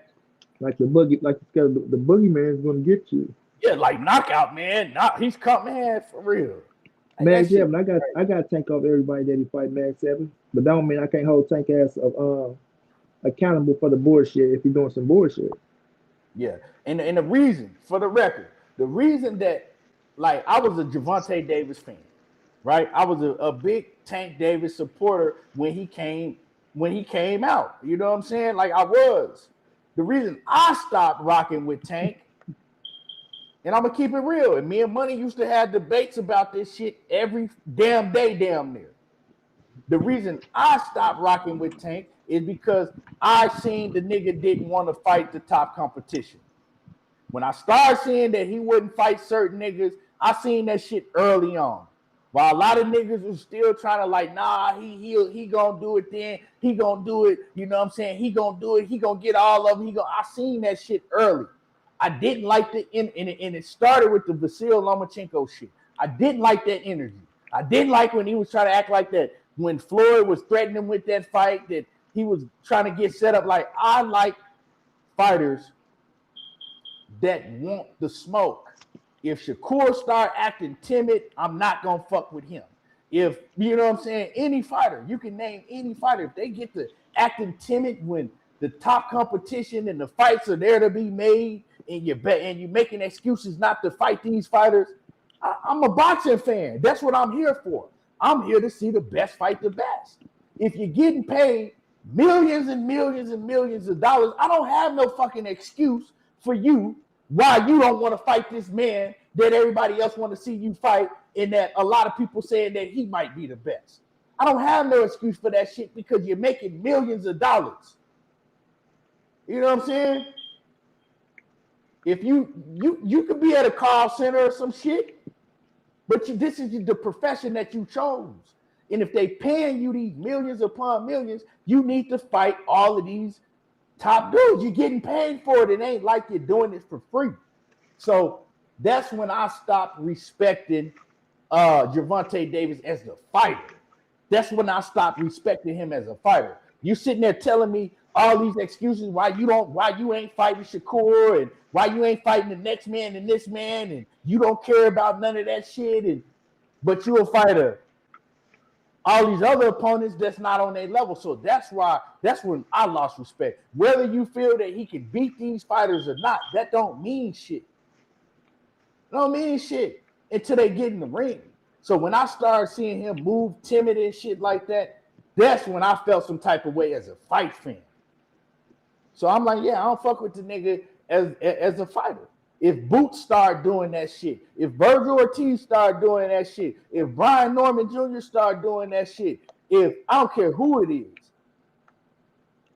if you start doing that shit before you ever fight the best, now it's a difference if you start moving like that, but you didn't already fought the best of the best, right? And now you tailoring down in your career, so you're kind of moving different. That's why I was mad when niggas start comparing him like, oh, well, Tank and Canelo doing the same thing. No, the fuck they not. Don't compare them. Because even though I don't rock with Canelo, I'm not a Canelo fan like that. You can't compare them. Canelo then fought the best of the best. He just at some point in his career chose not to. So I can't go as hard on him as I'm gonna go on somebody that Tank this that chose that path his whole career. That's why I don't rock with. And I'm speaking for me. Money rock with him. That's his guy. But that's the reason why I don't rock with him, because I'm a boxing fan. And I like a certain type of fighter that's willing to get in there and, rumble shit. But I don't know if you want to touch on that, but I want to go to this Oscar and this whole situation. You can move on. Okay. Yeah, I want to go to this whole situation, man, with Oscar De La Hoya and Vergil Ortiz, man. I remember, right, months ago, I did a video and I talked about the situation, right? And I talked about how that I felt that from listening to Vergil Ortiz, I was saying that I felt that Vergil I felt that Vergil wouldn't gonna press the situation to fight Boots, right? But I felt that Vergil would fight anybody. I said Vergil will fight Boots, but it's the people around him that don't want no parts of Jaron Ennis. Right? You know what I'm saying? I said, I felt that way because I was like, I seen Vergil. He always came off to me like somebody that would fight anybody, but it was the people around him that was, that was scared. They were scared to death. They didn't want to put Vergil Ortiz in that situation because they was afraid if Vergil lose, they're not going to be able to build him into the star that they're trying to build him into, right? But if it was up to Vergil, right, and he ain't had to go through his team, that Vergil would get that smoke with Boots. I heard niggas, some niggas was agreeing with me, but it was a lot of niggas in the comments. Oh man, you trying to take up for this Mexican, man. You trying to, oh man, if it was another nigga, if it was a nigga, you'll go hard on him and shit like that. All that ignorant shit, right? But now, just like I said, it was Oscar De La Hoya and the people around Vergil Ortiz. Let's listen to what Vergil then came out and he didn't sue Oscar because Oscar is doing what he always does. We've seen Oscar, when Oscar has a fighter, particularly a Mexican fighter that he's trying to build into a superstar, he's always on bullshit. If he thinks that they're gonna get beat, he won't put them in. But Oscar he'll do all type of other semantics to try to play the audience, right?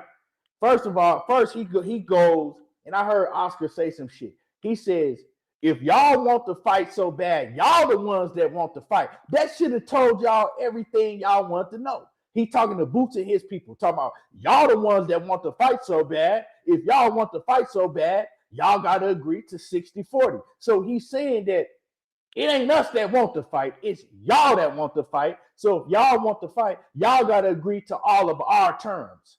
Now, when you look at the 60-40 shit, right? That's not Oscar trying to negotiate for his fighter. That's Oscar trying to overprice the shit, right? Trying to put roadblocks that he know that Boots and his team ain't going to accept, so the fight won't happen. Common sense.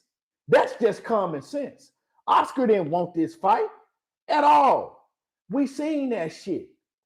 That's why they keep going back to, well, we offered Boots to fight 2 times before. Man, those were totally 2 different situations. Boots hadn't even come to the division yet, right? Now, do I think that Boots should have took it when they offered it to him the last time and he was like, well, let me get in the division, let me get a fight, and then I'll take it? Yes. But he didn't. And the fight's still there. What's changed? What's changed is they was bluffing the whole time. If Boots had said back then, like, yeah, let's get it on. I'm coming straight up and I want that smoke right now. Oscar would have put another roadblock and he would have made another excuse. And Vergil being a fighter that won't smoke like that, Vergil being a fighter that really want all the smoke, that's willing to, you know what I'm saying, get it on. Vergil recognized that. Y'all don't think Vergil is seeing and sitting back and saying like, man, Oscar don't really believe in me like he tried to pretend like he do. Because why is he trying everything he can to stop this fight? And let's get back to the 60-40 split. Jerome Boots Ennis is a unified champion at 140, right? He ain't never done nothing yet at 154, but he still was a unified champion at 140 pounds. Jerome Boots Ennis, we seen him do like 16,000 fans on several different occasions in New Jersey and in Philly, right? So we know he can sell out. Vergil Ortiz has never done that. Nowhere. Vergil Ortiz ain't never put them type of asses in the seats. Vergil Ortiz has never been a world champion. So how are you telling me that, well, it's a 60-40 split? Accept it or not? Nah, bro. You know they wasn't going for that. You know they wasn't going for that. You know what I'm saying? Vergil Ortiz is not a bigger name than Jerome Boots Ennis. If you say he is, you're a goddamn lie. He's not. And this ain't no knock to Vergil because I'm a big supporter of Vergil. I fuck with Vergil heavy, but he's just not. Jerome Boots Ennis is the bigger name. He sell more tickets, and he's been a unified world champion. Straight up and down. You don't get seniority over him. If anything, if you really wanted to make the fight, he could have been like, look, it's a 50-50 split. Let's make it pop. Let's make it happen. But he don't want to make the fight happen because Oscar is acting in good faith of himself. Oscar know that he ain't really got no more fighters like that. Who he got? What stars do Oscar got over there? Vergil Ortiz is the closest one to it. So he know if Vergil lose, that's going to put him, you know what I'm saying? It's going to take him a few steps back. You know what I'm saying? He's not going to be able to build him as that unbeatable monster that can wreck everybody. Especially coming off this Erickson Lubin win, right? Now, Vergil Ortiz, for sure, has fought the better competition. For sure. But when it comes down to the business, you can't say that he gets 60 and Boots get 40. It don't work like that. And it's just because you don't want to you don't want to fight. But Vergil and his team, they showed that they want to fight. You know what I'm saying? And so they're suing Oscar, and Oscar has a history of being sued by fighters. Blair the Flair sued him. Canelo sued him. You know what I'm saying? And that's just to name a few. Ryan Garcia I'ma was play about to this sue video. them. Yeah, Ryan Garcia did. Well, I think at one point Ryan Garcia did sue him. Ryan Garcia did sue him, and then it didn't. They eventually dropped it. Because he forced the Oscar Tank didn't fight. Ryan forced the Tank Ryan fight. was trying to fight Tank. Oscar didn't want to let Ryan fight Tank. That's where it Come came on, down man. to, Watch, I'm gonna play this video. I'm gonna play a couple videos on YouTube with because Oscar, he's telling a different story, right? Oscar's telling a different story than he gonna have his side. I'm gonna pull it up for y'all right now. Hold on.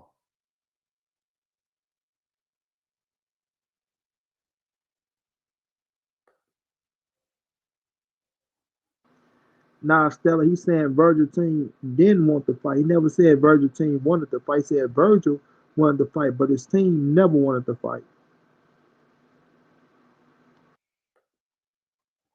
I'm gonna pull it up for y'all right now. All right.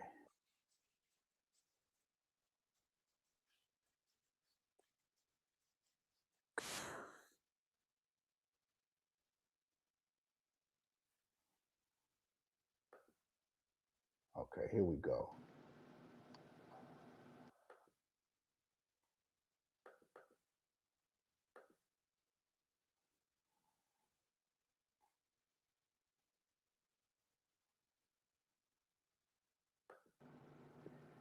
It's all cross dressing. Hey guys, we have a fight here in Palm Desert tonight, but I wanted to update you because you know I only speak the facts, which smokes the lies out and irritates others who are not telling the truth.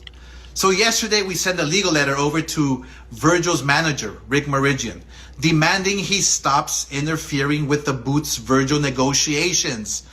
And of course, this morning we wake up and here's a lawsuit from Vergil Ortiz claiming he wants out of his Golden Boy contract. I mean, this is the same Vergil who told Ring Magazine, 2 months ago, that he couldn't be happier at Golden Boy. So what happened since then? Vergil's team hired a new attorney who is also Canelo's attorney. The same guy who sued to get Canelo out of his Golden Boy contract. Does that sound fishy to you? But this is all Rick Meridian's agenda. I was just trying to make more money for my fighter. A 60-40, I believe he deserves it. And that's the reason why you want out of your contract? It just proves your agenda, Rick. Look, Vergil and his father are really nice people who don't deserve to be in the middle of Rick's bullshit. Vergil just wants to fight and not deal with the drama. Because I know him. He's a fighter. Look, and if the Saudis want to buy the fight, trust me, they will buy it. I just finished making a deal with them for Ryan Garcia versus Barrios next month. Look, they don't choose their favorite promoter. They choose the best fights to put on.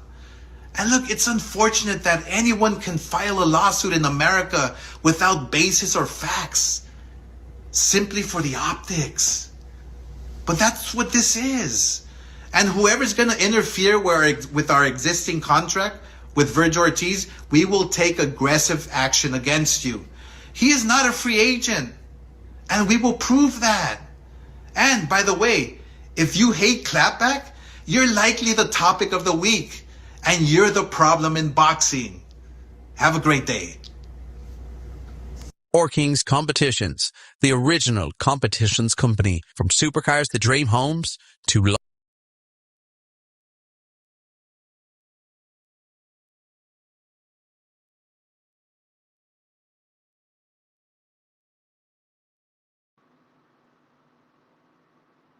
You muted, kid, if you're talking. My bad. So that was what Oscar had to say, right? Now I want to play y'all, for the ones that didn't see it, what Vergil Ortiz manager had to say about the situation. I'm gonna play y'all this. Hold on. Me.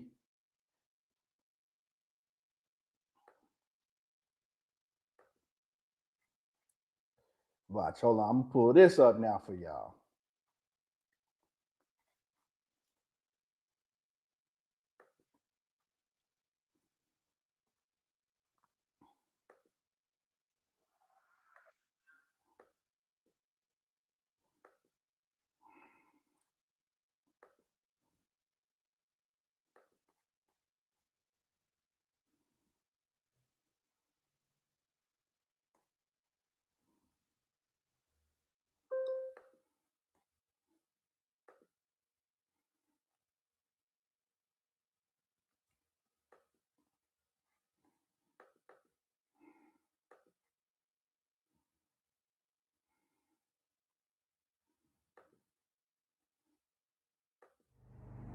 Nice video, Oscar. I loved it. Oscar, look, I'm not Bill Haney. I'm not these other people that you get into it with and it's just nasty talk bad about you. I actually respect you very much. I think you've done a lot of good things in the sport of boxing for fighters and the sport in general. And you're right, Oscar, we were all happy, been happy, until we weren't. Why aren't people happy? It's not hard to understand. In life, you communicate.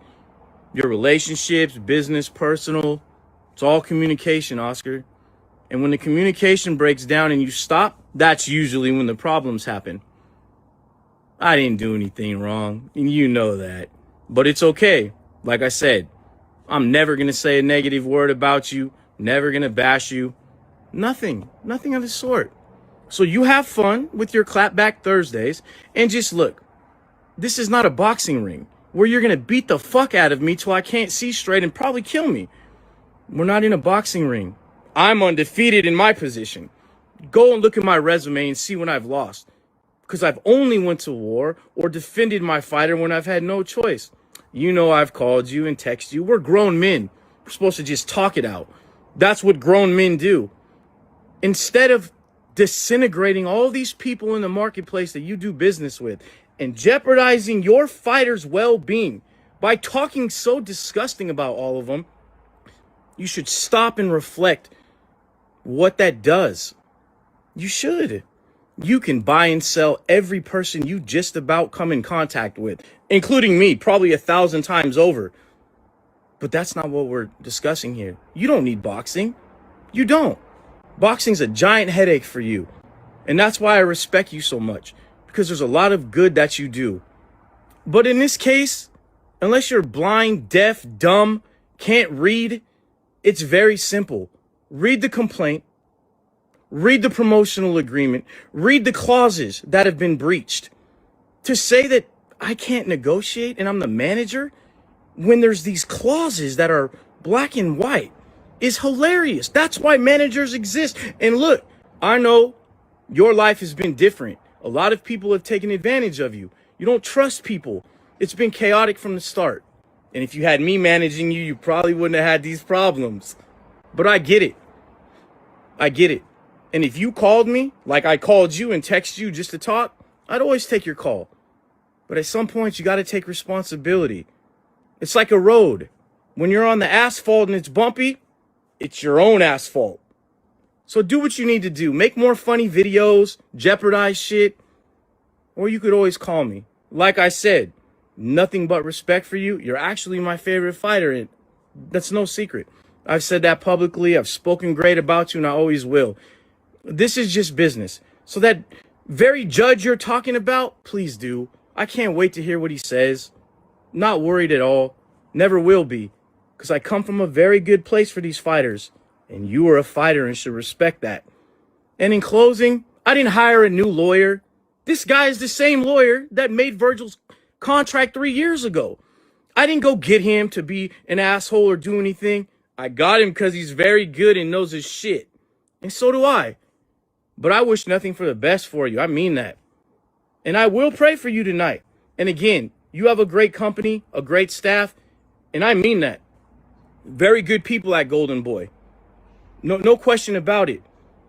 But I have a job to do, and you need to respect that. And you may not agree with me, and that's okay.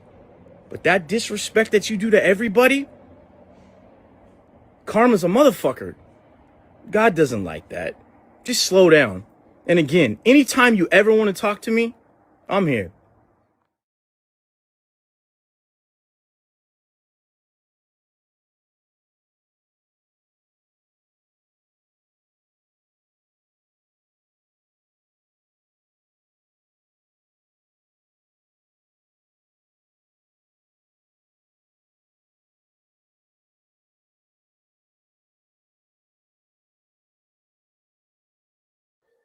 Okay.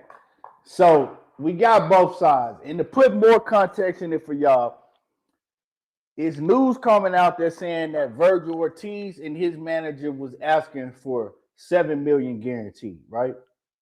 We also heard Oscar say, the Saudis, you don't think the Saudis are going to pick the fight up? The Saudis, I mean, we just got done doing a deal for Ryan Garcia with the Saudis. So what I'm getting out of all of this, right? We know that Oscar De La Hoya don't want to fight. But in order for Oscar to even think about letting this fight happen, it has to be at a price to where Oscar can look at it and see that he's going to make a lot of money that he can't turn down, right? If you know what I'm saying, where he don't have no obligation to it at all, to where he going to get paid from Turkey Al-Sheikh putting the fight on. But Vergil and them, are they pricing themselves out, or are they just asking for what they feel they deserve? You know what I'm saying? Who's at fault with this situation? What y'all think? Y'all let me know who y'all think is at fault with this whole situation. Because once again, we got to think that Oscar got a history of doing this shit only when it's a fighter. Only when it's a fighter that's at the top of his, you know what I'm saying? When it's one of his top fighters that's going up against an opponent that he may lose to. This is the only time we see Oscar act like this. So how y'all feel? We seen him act like this with Shakur and Zepeda. That fight would have never happened. But Turkey had to get involved. Remember, he was telling Shakur that he was going to have to sign with him in order for him to get that fight. Remember, when y'all, I'm gonna give y'all another one. Remember when Terrence Bud Crawford went to Oscar De La Hoya to talk to him, right?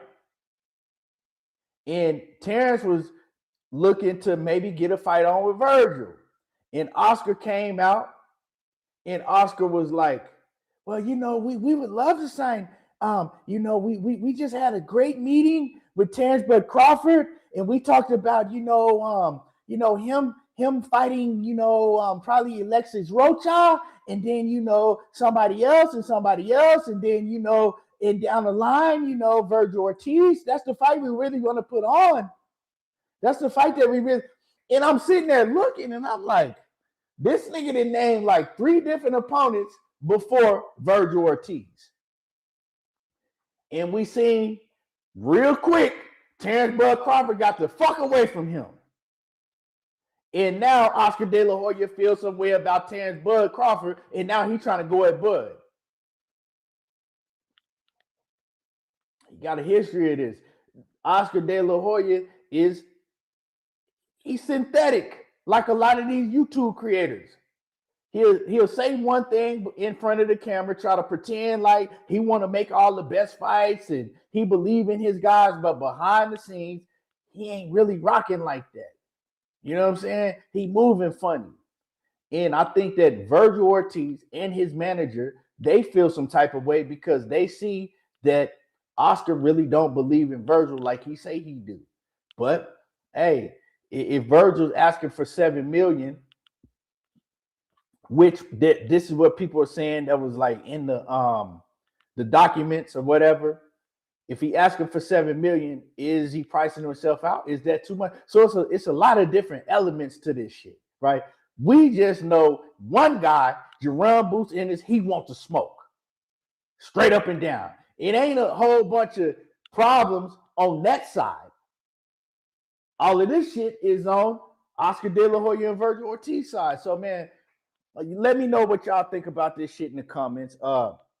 My man Adam Hurley say Vergil probably initially said he doesn't want to fight, but being called the duck makes some guys really mad, and I don't blame him. Yeah, I see that too, man. I agree with you 1,000%. I think the fans and money knows this, right?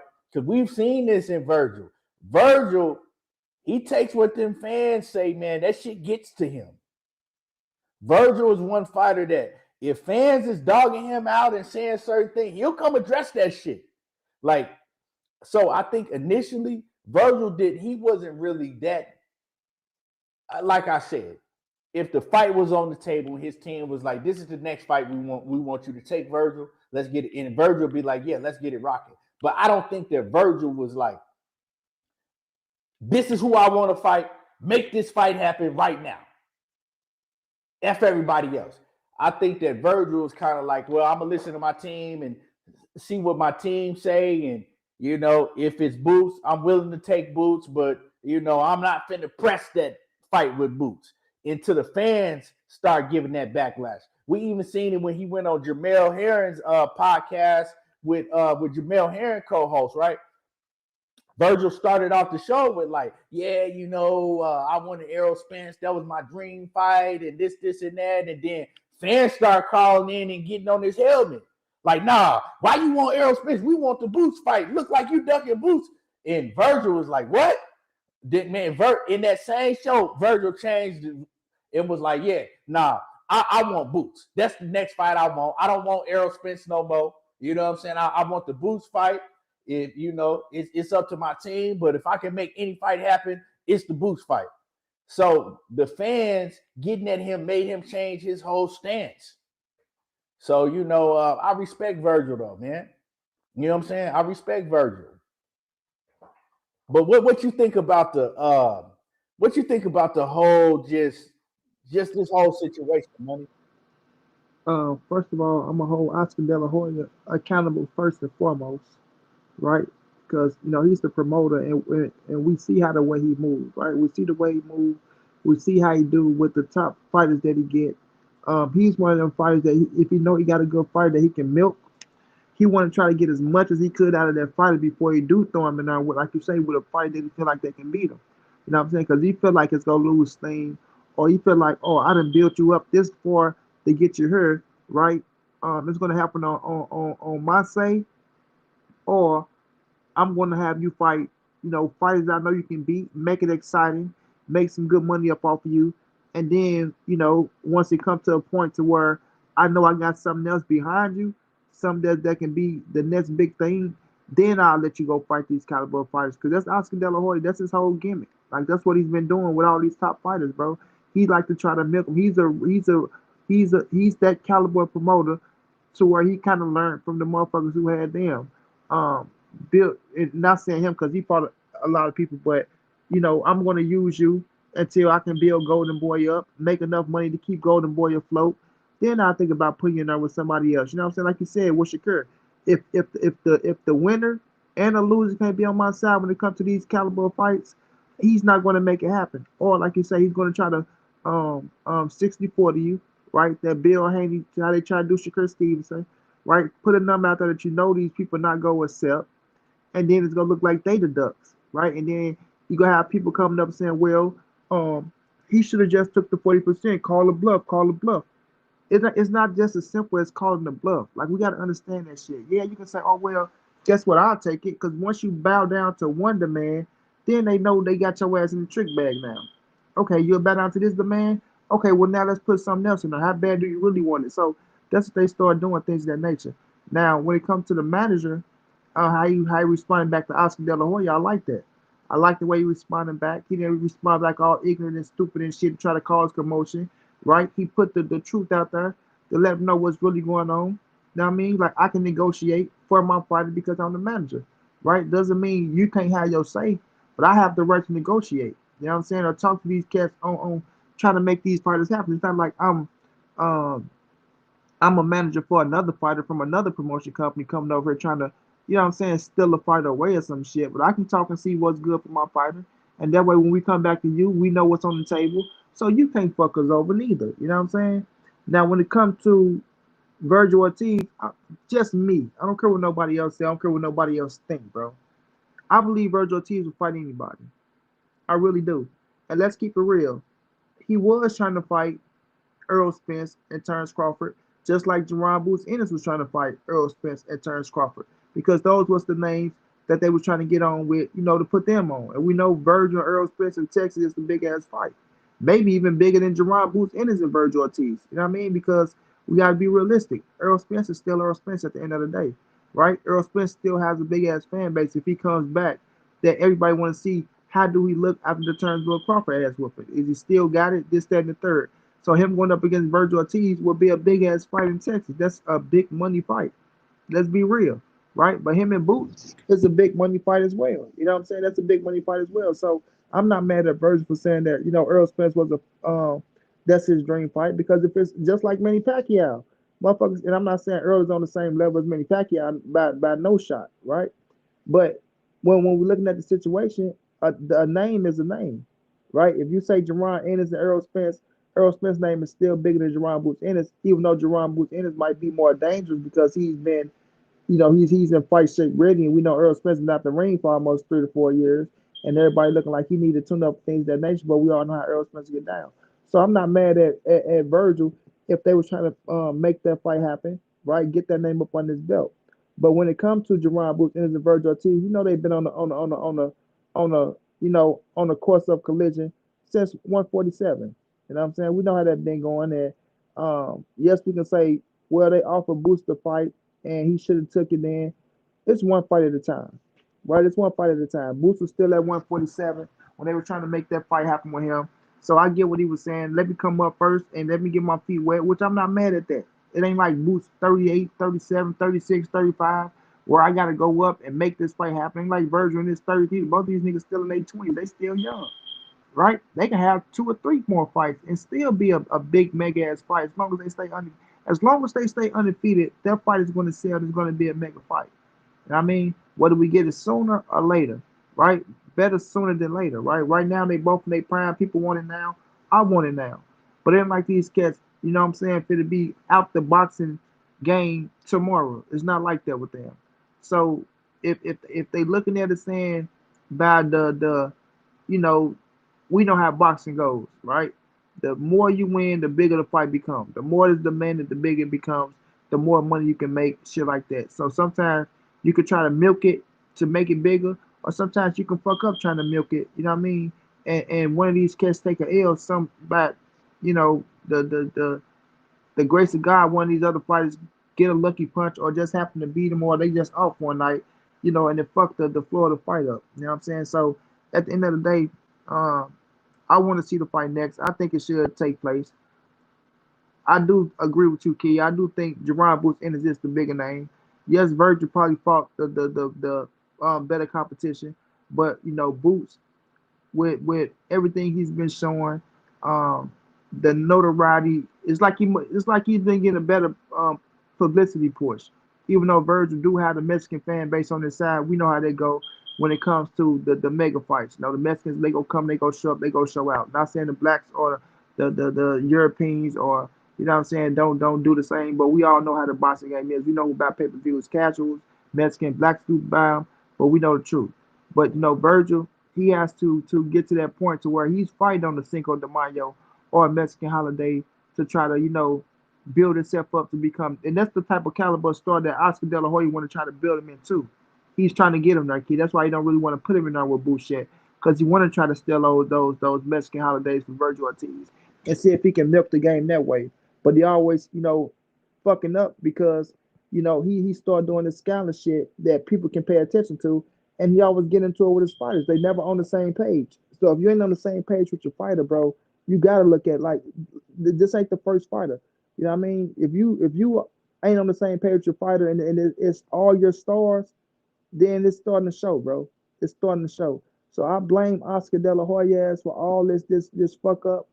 And I still believe somewhere down the line, Turkey will come through and make this happen. He's been doing. But right now, bro, I hold Oscar accountable, and that's just me knowing Oscar De La Hoya, knowing his history, and just knowing how this fight game is, bro. Knowing the business of this shit, the in and outs, the do's, the don'ts, the wills, the won'ts. You feel me? Just looking at it overall, because I think Vergil will fight for a certain amount of money. Sometimes we throw a number out there, they don't really want that number. The number they want to hit is the number that they go get when you come down from, oh, I want 7 million. He don't want no 7 million. You know what I'm saying? He want to probably get 3 to 4. You feel me? But you want to make sure you get that. So you know how it be, key. When you want something, you aim high. You let them talk you down to the number that you really want. You feel me? So we'll see how this thing play out. But I do think we still get this fight, sometime next year. Just my opinion. Yeah, it's another one of them fights to where you look at the politics of boxing, and it's just a lot of bullshit. But I was listening to Oscar, I was listening to the manager, and it sounds like to me that Oscar De La Hoya is actually, if you listen to what's going on, it sounds, I could be wrong, but is he breaking the Ali Act? Because the Ali Act is that you can't act as the manager and the promoter at the same time. And it sounds like to me that Oscar De La Hoya is trying to do both. And the manager is like, no, I can negotiate for my fighter. I'm the manager. You the promoter. It's your job to promote the fight. My job is to do the negotiations. And Oscar sounds like he's trying to do both. So ain't that against the Ali Act? Yep. So so I think that, when we're looking at the situation, I think that is the loophole that the manager and Vergil are talking about when they say, look, read the fine print of the contract. Read the fine print of the contract. So, a lot of people were saying, oh man, Vergil he's still contractually obligated to Golden Boy, which is true. But it sounds to me that Oscar De La Hoya is not acting in faith of that Ali Act. That's still, that's still intact as of right now. That's the same shit that Oscar De La Hoya was trying to sue Al Heyman in the PBC for. Facts. Him, Bob Arm, Eddie Hearn, trying to team up. So what are we talking about? Your job is to promote the fight. So, that's why Vergil Ortiz has a manager to negotiate these contracts. So yeah, man, this is the type of goofy shit that goes on, and when you have one side that want to get out of a fight. But see, we usually don't see it play out like this because a lot of times the fighter and the promoter all on the same page. You know what I'm saying? A lot of times the fighter like, hey, shit, well, I'm going to just do what my team do because he don't really want to fight. But now we see in the case, like we were saying before, that Vergil is feeling the pressure from the fans, and Vergil wants to show, like, hey, my nuts is big. You know what I'm saying? I'm letting them bitches hang. Y'all ain't finna call me no duck. I'll fight anybody. Vergil is showing that he's willing to stand on his word, and you got to respect Vergil Ortiz as a man. You got to respect a man that's willing to stand on his shit. That's how I look at it. Regardless if Vergil was out there pushing for the fight right off the rip or not, at the end of the day, when it came down to it, he's showing that, you know what I'm saying, I'm not finna be called no duck. If y'all think I'm not with it, make the fight happen. Now, as far as him asking for $7 million, is that Vergil asking for $7 million? I don't think Vergil went to his manager and Oscar De La Hoya and said, look, I need $7 million for this fight. If y'all don't give me $7 million, I'm not taking this fight. F y'all. I ain't 0% of me think that Vergil went and did, because Vergil don't even come off like that. Vergil comes off as, I'm gonna let my manager do the negotiating and I'm gonna stay out the way. I think that the $7 million came from his manager, right? He probably looked at the numbers and was like, okay, this is what we see the fight is gonna make, and this is what we deserve. Which I can't disagree with him, because I think it's a big fight. You know what I'm saying? I think that fight is a real big fight. But Oscar, on the other end, he like, if I'm not making a big pot out of this shit, it ain't happening. It ain't happening. Y'all ain't putting my fighter in a fight that he has a chance of losing, and I'm not gonna fucking be able to cash out big. That's how Oscar thinking. You know what I'm saying?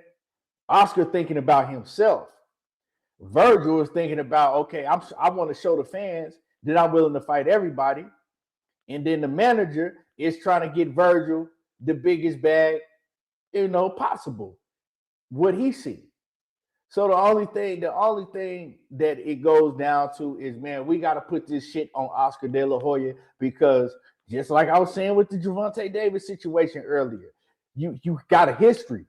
You know what I'm saying? We've seen time and time again Oscar do this shit in our face. So we're putting the blame on Oscar. Oscar don't want the fight to happen. It is what it is. I also don't think that Vergil Ortiz's dad wants the fight to happen, because I heard how he was talking. But we got one person, we got two people that really want to make the fight, and it's Boots and Vergil. The fighters want to fight.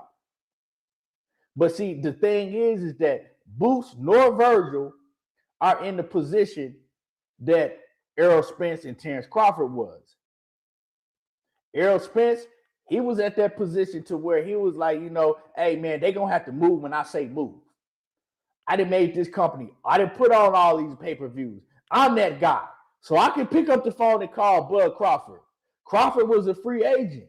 You know what I'm saying? He was like, shit, I could move how I want. So when I hear people saying, well, they could just pick up the phone, because I've heard people say that shit, right? They could just pick up the phone. They could make it happen if they really want to both fight. They're not in that position. They haven't got to that position yet to where they could do that.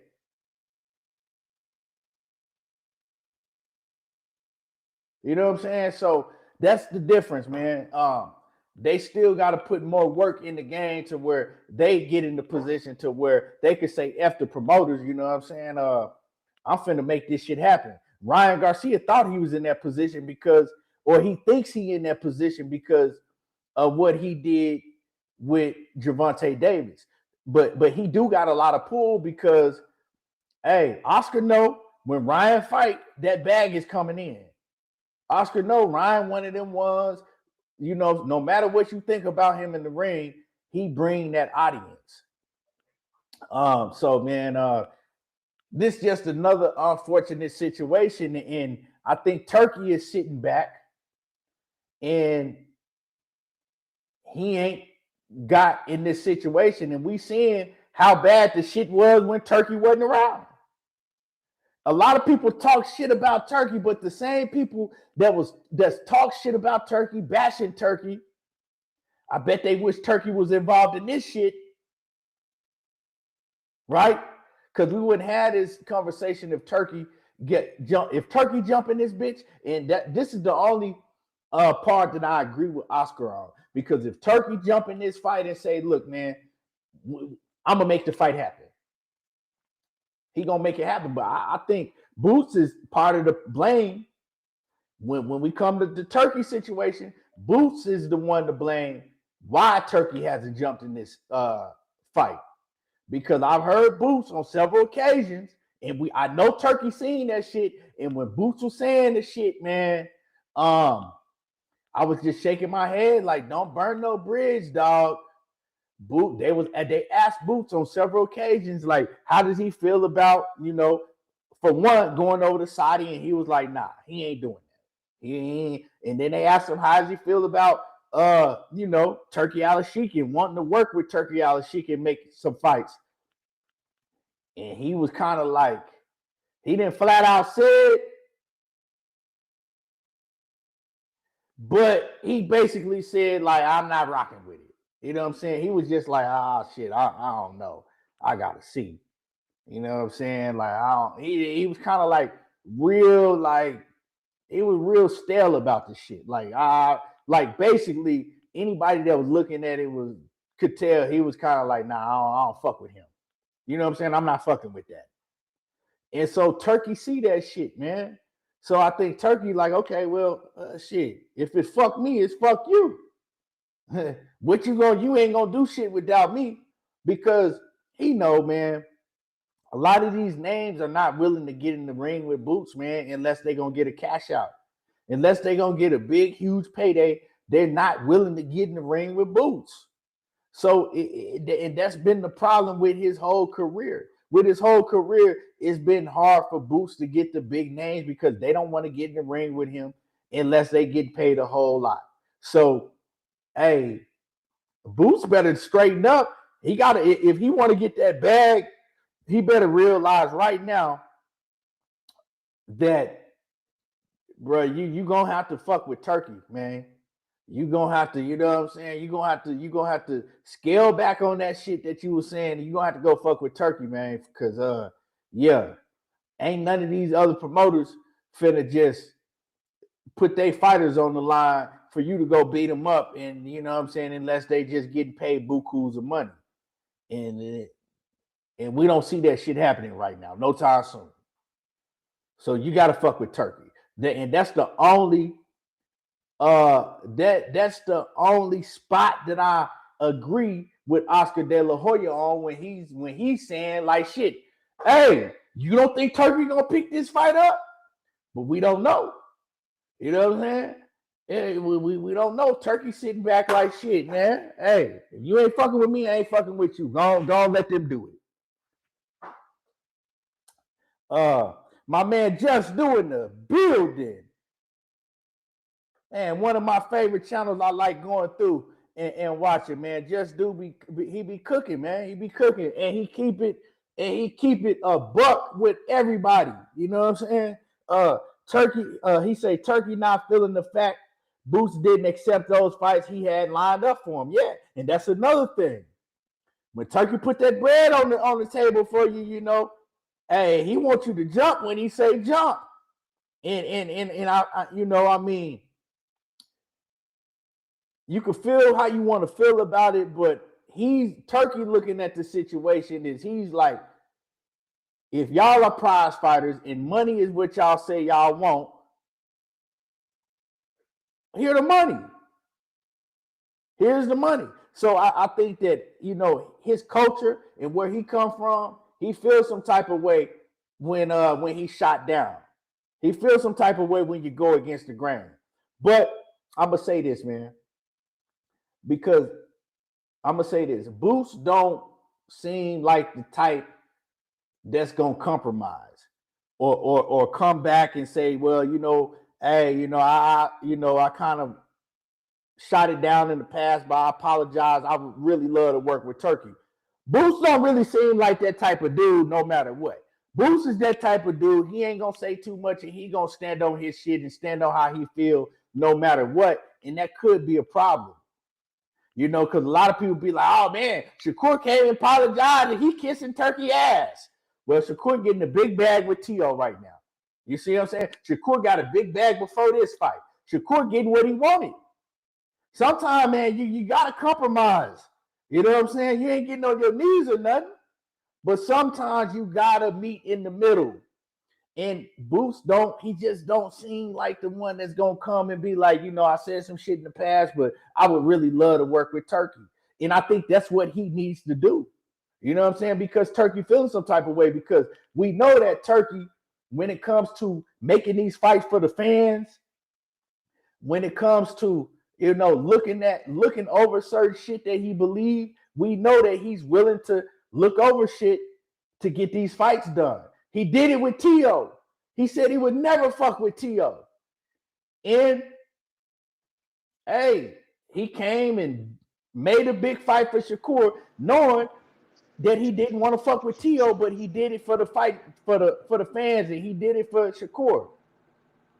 And T.O. can't apologize. I think he will rock with Boots though. And T.O. did apologize. Is Boots Muslim? And he a Muslim? Yeah, all the Philly cats be Muslim. I don't know. All of it. We just gonna assume that nigga Muslim just because. No, I'm asking. I'm asking. I'm saying no. I'm saying not you. I'm just saying we just gonna automatically assume. Oh yeah, because he's from Philly.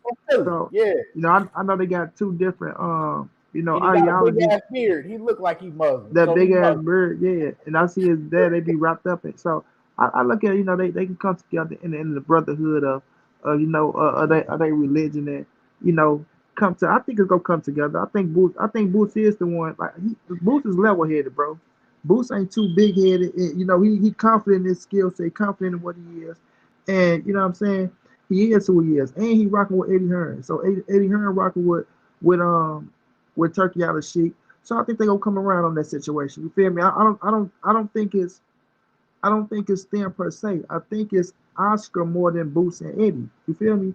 I think it's Oscar more than them, bro. I think it's Oscar knowing that the Saudis has the money. You know what I'm saying? He know they got the money.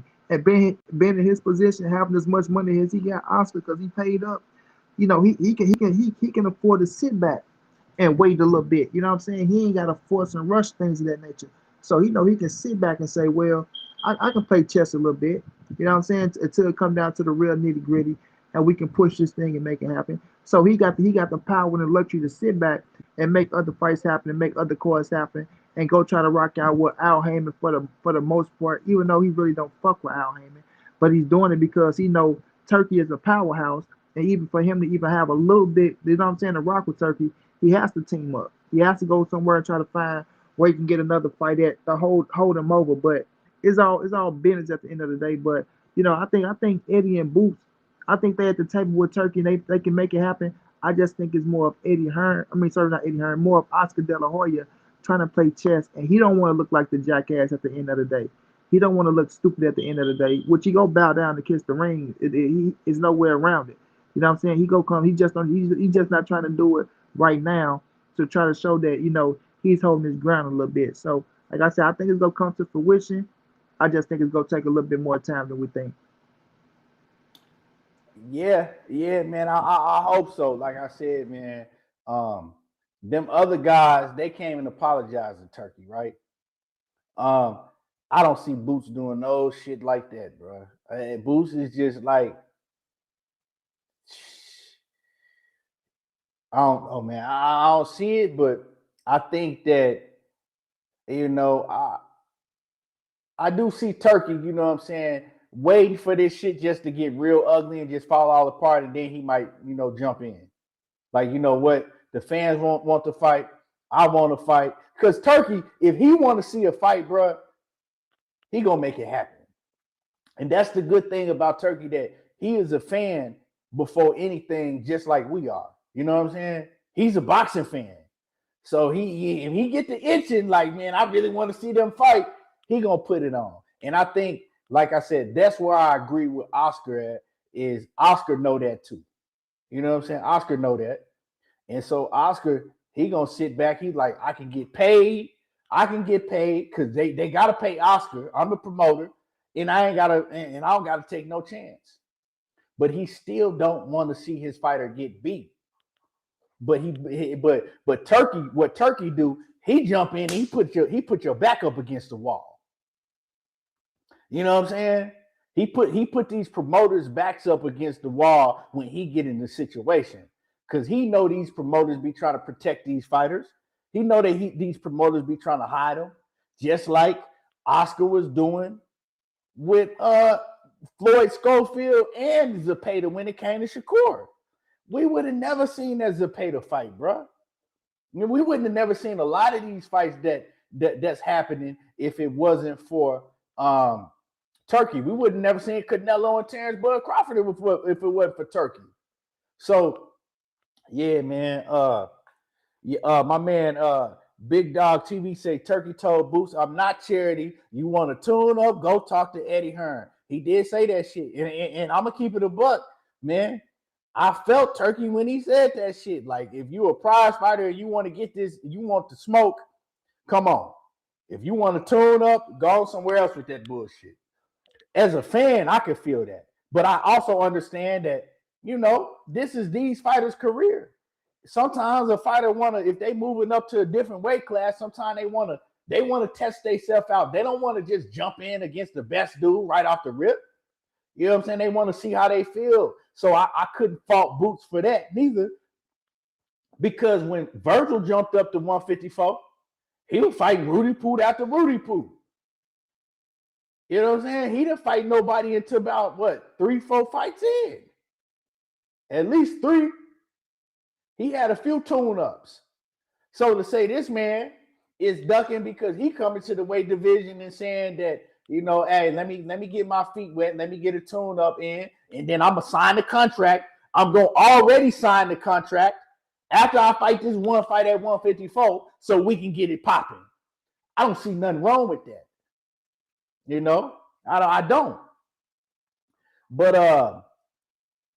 I'm gonna tell everybody, man, all the content creators that's using StreamYard, this what is this Restream I'm using?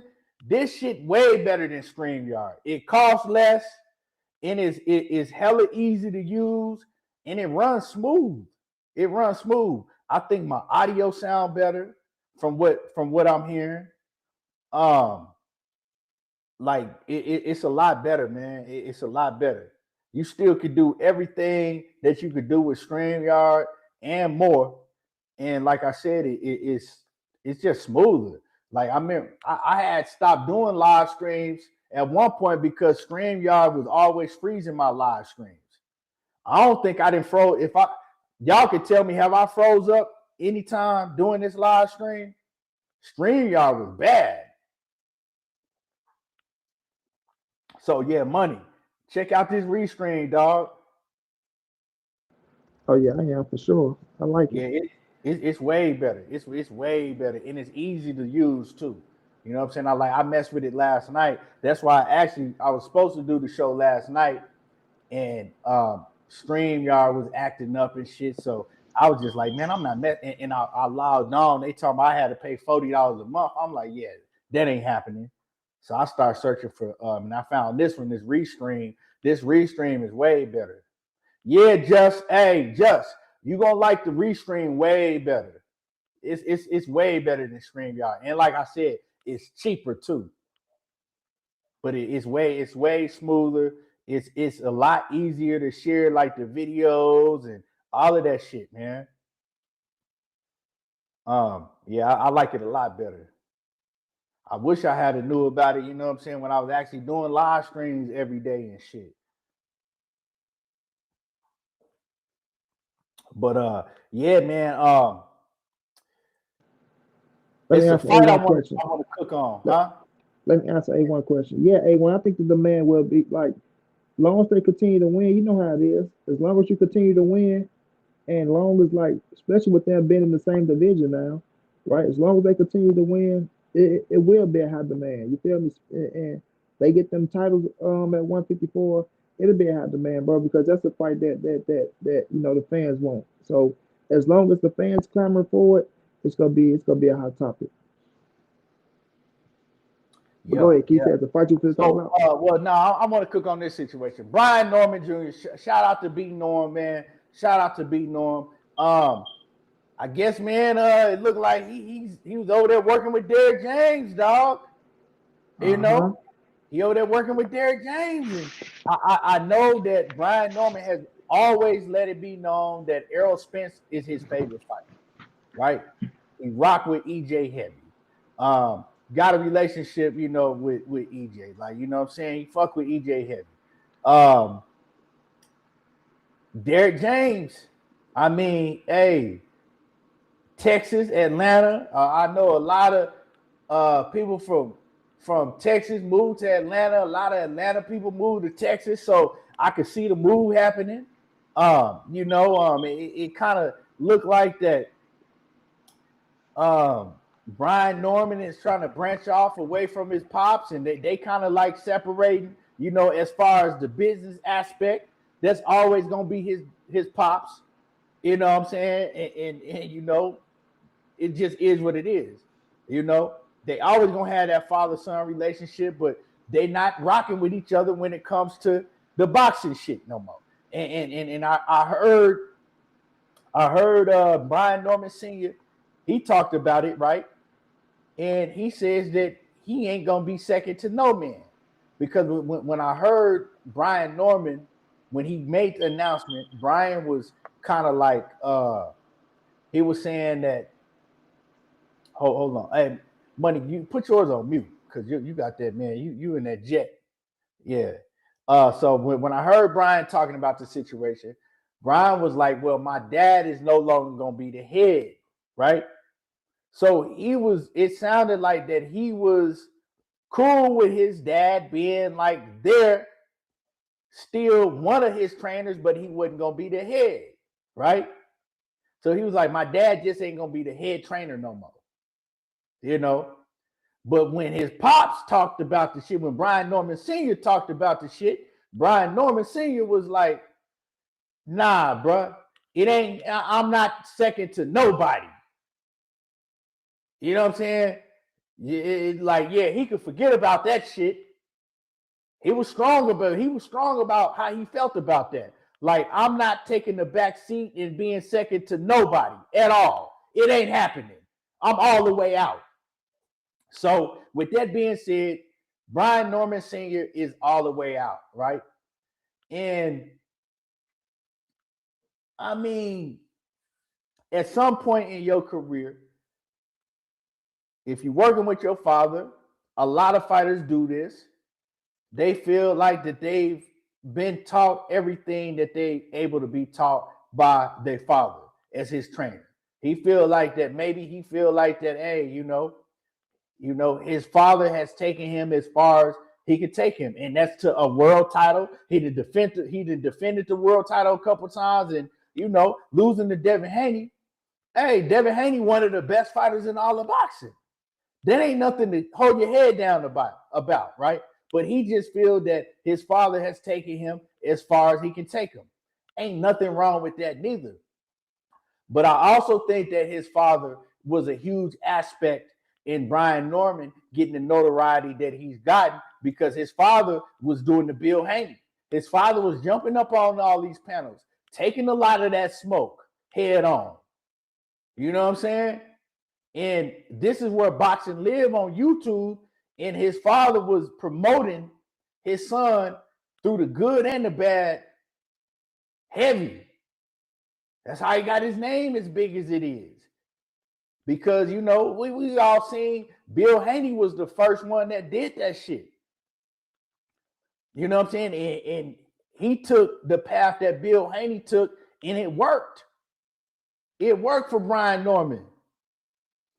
So, like when we talk about the split between Norman and Norman Sr., man, for me, I don't have a problem with Brian Norman going to a different trainer, because I see some things and you know, I kind of agree with him going to a different trainer to elevate his game, right? I kind of agree with him on certain areas, right? But I also would love if his pops stayed around and still promoted him, still jumped on these YouTube channels and went hard. You know what I'm saying? And showed that, okay, well, you know, I still got a big role, because, you know, I still got a big role. And not saying that Brian Norman can't talk, because Brian Norman, man, he talked that shit. I think people love to hear Brian Norman talk when he do interviews, man. He do great interviews, and he got that charisma. He got all of that, right? But it just boosts you that extra level when you got somebody that's loud like his pops is, that's willing to say, fuck all y'all fans, my son gonna do this and that. People want to see that shit, man. You know what I'm saying? People love controversy. That shit sell, and that's one of the other key elements that his pops brought to the table that made Brian Norman Jr.'s name as big as it was.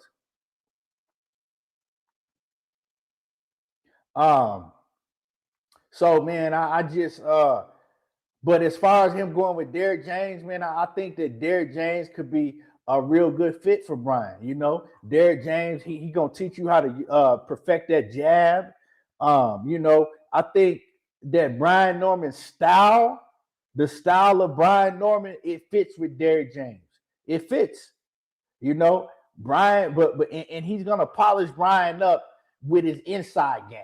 You know what I'm saying? That body attack on the inside and fighting on the inside. He gonna polish because, like I said, Brian is strong, man. He got a lot of great athleticism, but one of the things that he do is he smothers himself on the inside. He smothers himself a lot when it's coming to that mid range when he's trying to get that work in. You know, and I think, you know, Derrick James could help him out in a lot of areas. But man, salute to Brian, man. He only 23 years old, and I think that he's headed down the road, the path of greatness. I think he's gonna be great because his mindset is great, and he got the work ethic and all of that, you know. And you see, he got that bag, and he ain't changed. We ain't seen him go buy no new cars, and now he in designer clothes and shit. He's still the same, you know. And so I think that shit is gonna take him far. And I think Brian Norman Jr. is he gonna be great, man. But Money, how you feel about this situation? I love the fact that he went to Derrick James. The reason why I love the fact that he went to Derrick James because he has that style of an Earl Spence and a Frank Mark. And even when you look at the female fighter, Alicia Baumgardner, you know what I'm saying? They boxer punchers that can do good body work. Like Brian Norman, he can throw good combinations as well. When it comes to Brian Norman Sr., that's my dog. I fuck with Big B the long way. I'm going to have him on my channel once again. I don't want him to get too selfish, right? I don't want him to get, it's about me because it's not about you. It's about your son at the end of the day, right? And when you say you come second to no man, you're not a better trainer than Derrick James, B. And I fuck with you heavy. And I'll tell you that to your face, my brother. And I know that's your son. I know you feel like I took him from the bottom and we heard now. So don't try to throw me away. He's not throwing you away, brother. He's doing something that's going to benefit him. And I got to commend Brian Jr. because some fighters, they see it late and not early. And it's a good thing that he's seeing it early. You know what I'm saying? And he's man enough to make that change because a lot of fighters, they stick it out with their pops. You know what I'm saying? We in this together, we go do nah. If I see that I can go to bigger heights, bro, going to another man like Derrick James, who is a hell of a trainer, right? Now understand, you know, it could be a little hurtful, right? You could feel betrayed a little bit, right? Because that's how you probably feeling a little betrayed a little bit. But if your son's sitting down saying that he's not throwing you, I'm not just changing from you all the way, pops, but I need to do something new, bro. I feel like that fight is showing me on that level, right? I need somebody that can take me to a higher heights. Because what we doing, it ain't gonna beat these caliber fighters, bro. And I see that right now, right? And it ain't just you, it's me as well. But I'm willing to make this change to go to somebody that I feel like that can elevate me. What you heard, you can learn from them as well. That don't mean that I'm going to Derrick James. We got to stay with Derrick James through the rest of my career.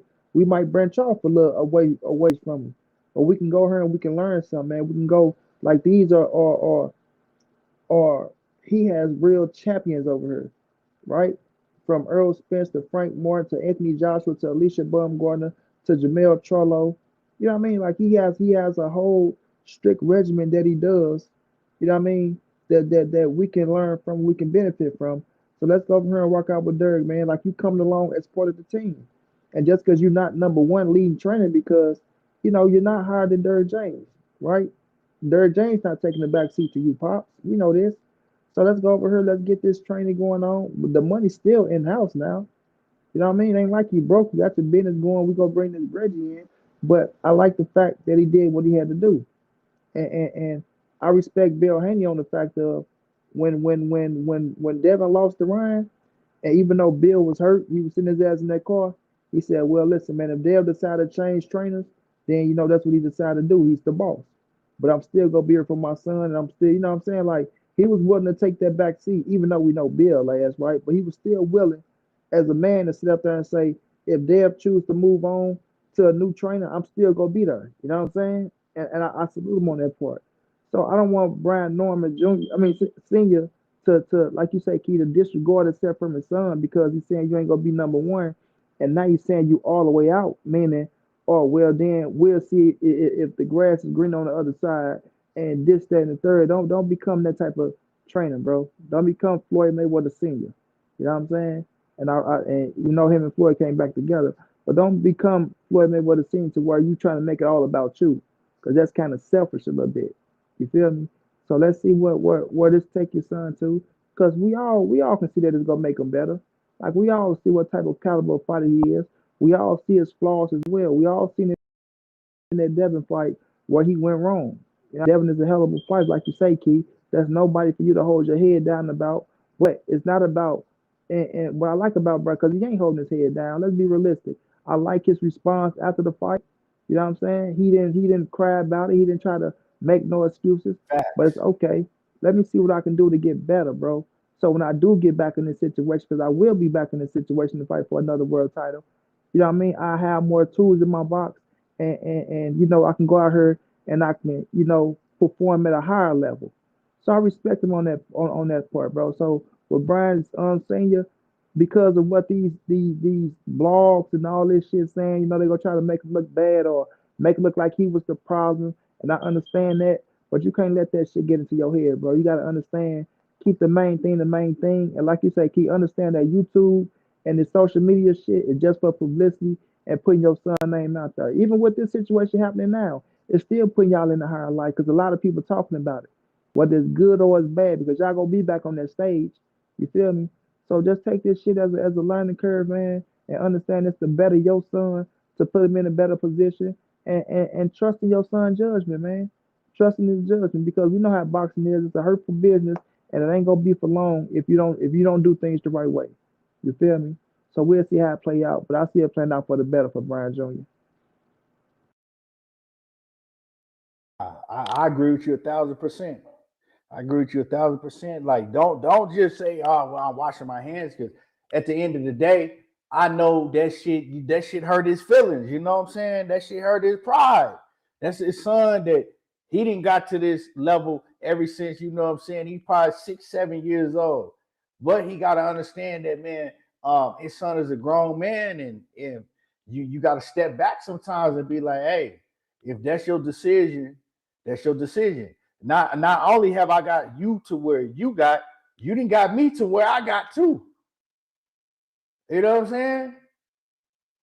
I know Brian Norman Sr. got way more money than he had before. Facts on that. So it's kind of like, man, I want to see him still do the same shit that you was doing when you was training your son. You know what I'm saying? Still be on these YouTube, riding and, causing that controversy in all of that shit. Still do that. Don't just, say, hey, I'm washing my hands with the situation, But I respect Brian Norman Sr. and Brian Norman Jr., man. And I got a high level of respect for Jr. because, man, it took him a lot, like you said, money, to be like, you know what, man, I'm gonna move around.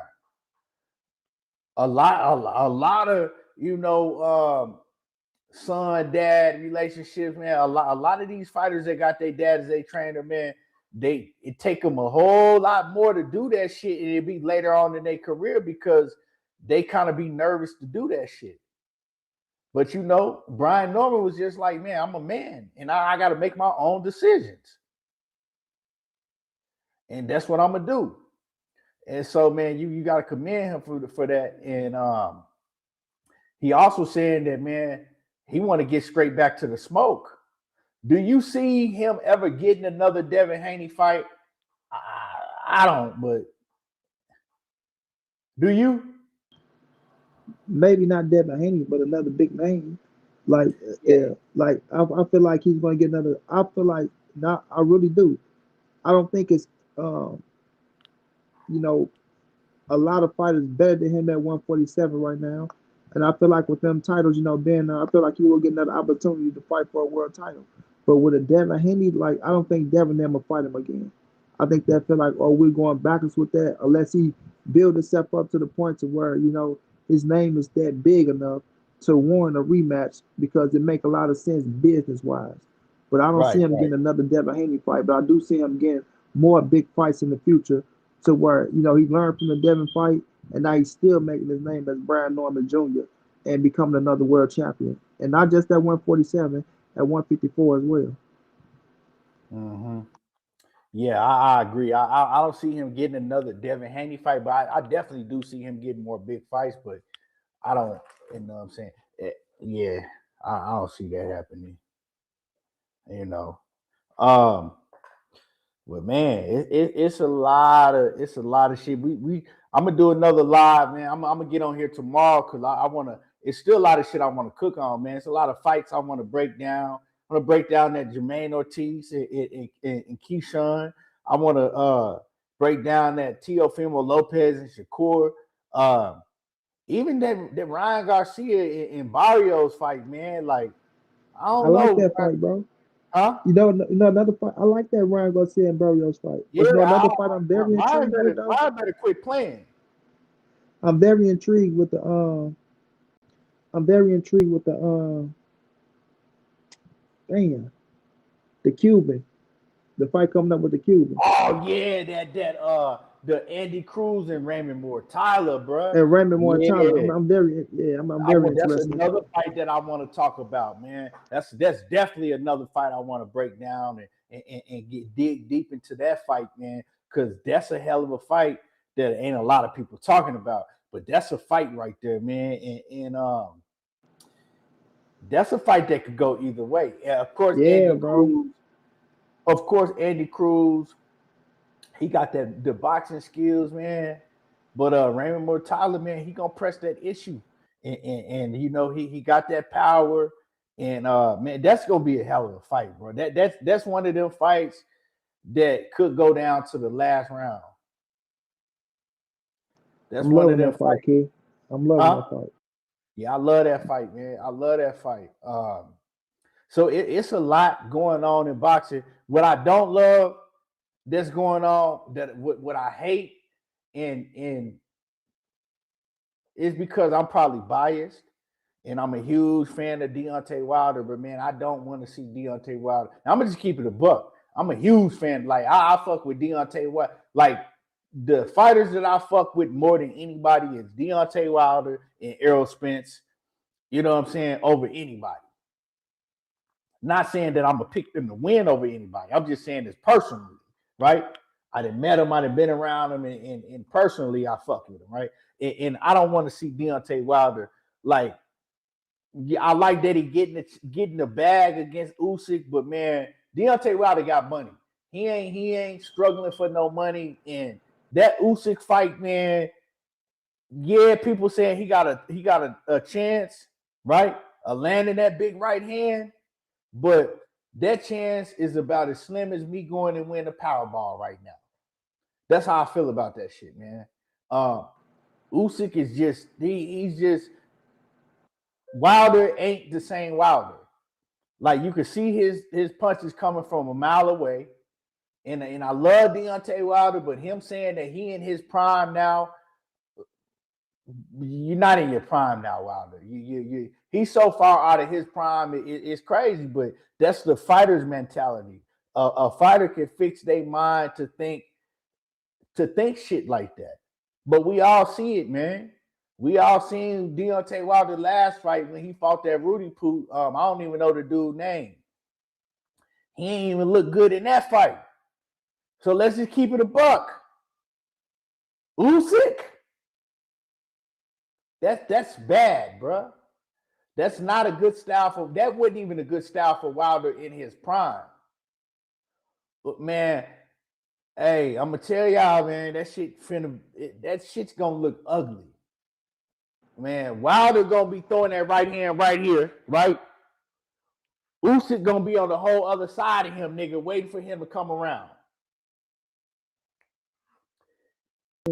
This is last fight, Key. This is why, Huh? and I think this is why the last fight, and I think Usyk is doing it to put some money. I think Usyk look at Wilder, understand what he did for the heavyweight division. I think Usyk look at Wilder and see what he did for Tyson Fury, things of that nature. Because Usyk is a real one. He is really a real one, bro. He's a real one, bro. Like he don't bullshit around. He don't do no bull crap. My little nephew is something else, bro. But he doing this for Wilder. He gonna whip his ass. But Wilder is I love Wilder. Like you say, that's my dog. I'm gonna fuck with him. As long as he fight, I'm gonna rock with him. But he's done. My dude Wilder is done. He has nothing for the heavyweight division no more. For them top guys at the top, he's not beating none of them. He's not beating none of them, bro. So right now, I think Usyk putting him on the stage because he feel like he deserved it for what he did for the sport of boxing. But just me personally, just me. I might can be wrong, right? But I think this is why the last fight. I think after Usyk do what he do to him, and he get this nice little payday that he get off Usyk, I think that's gonna be it for him. And I think Usyk on his way out the door, Keith. We're not gonna stick around for that much. He want to retire right now. He's not gonna stick around for that much more longer, bro. You know what I'm saying? I think I'm not saying it's gonna be Usyk last fight. He might have one or two more, but Usyk on his way out the door. But I really believe after what Usyk do to Deontay after this fight, I think Deontay is done. He gonna hang him up, take that money, and go do something different. Yeah, man. I just don't want to see Wilder go out like that, bro. I want to see him go out with a bang. You know what I'm saying? I'm okay seeing him go out against Usyk. I'm okay.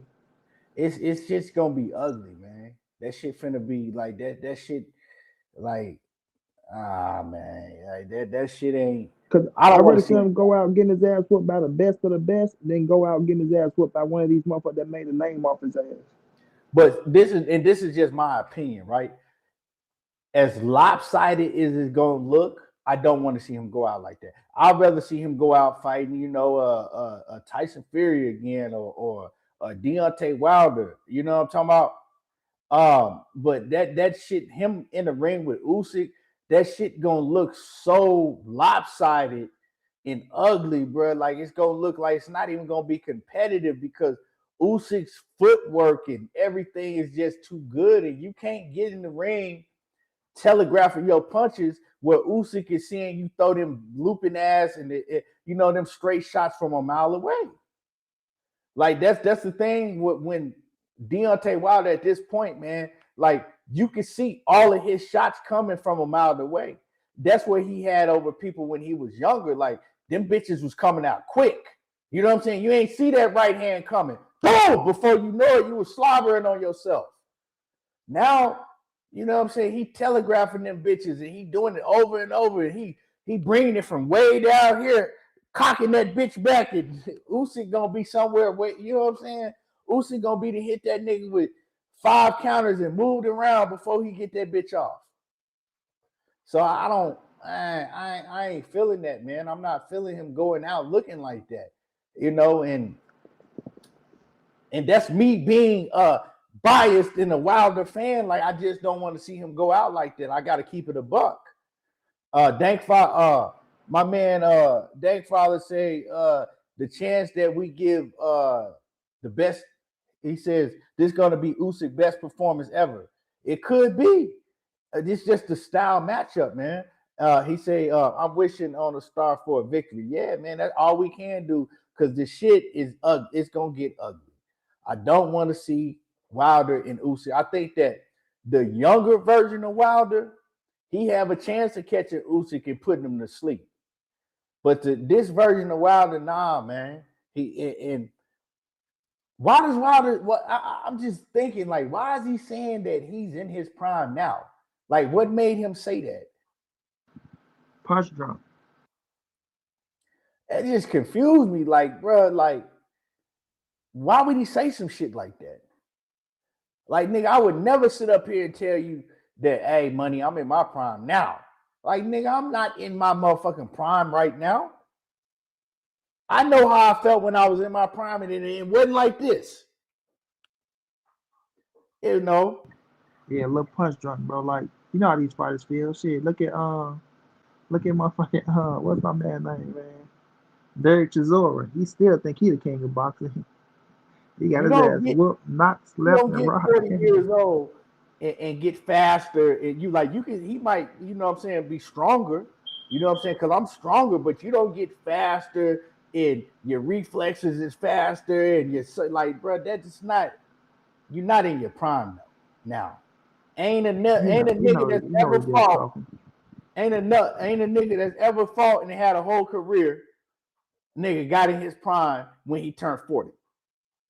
Come on, bro. But you know, I did that shit. He know he just talking. He trying to make it sound good to make sure he get that fight sound sealed and delivered, I bro. think he believe That's a big bag for him.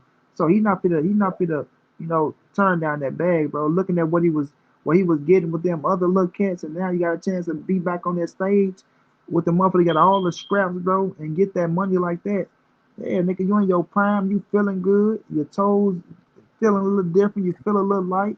You know what I'm saying? You're saying you got your head right. You ain't rocking with the chick no more. She jerk you through the mud and this, that, and the third. That's out your head, which you know is not. Yeah, you gonna say a whole lot of shit to get that bag. So he ain't gonna do shit to deter away him or make the people that sign the contracts, not sign the contract, the people that's paying the money on the contracts to look at that shit. You know what I'm saying? Any different than what he want them to look at it as. Yeah, yeah, you might be right, and I could be dead wrong, but I think that he really believed that. I think that he's tricked himself into believing that. Speaking, believe, receive a key.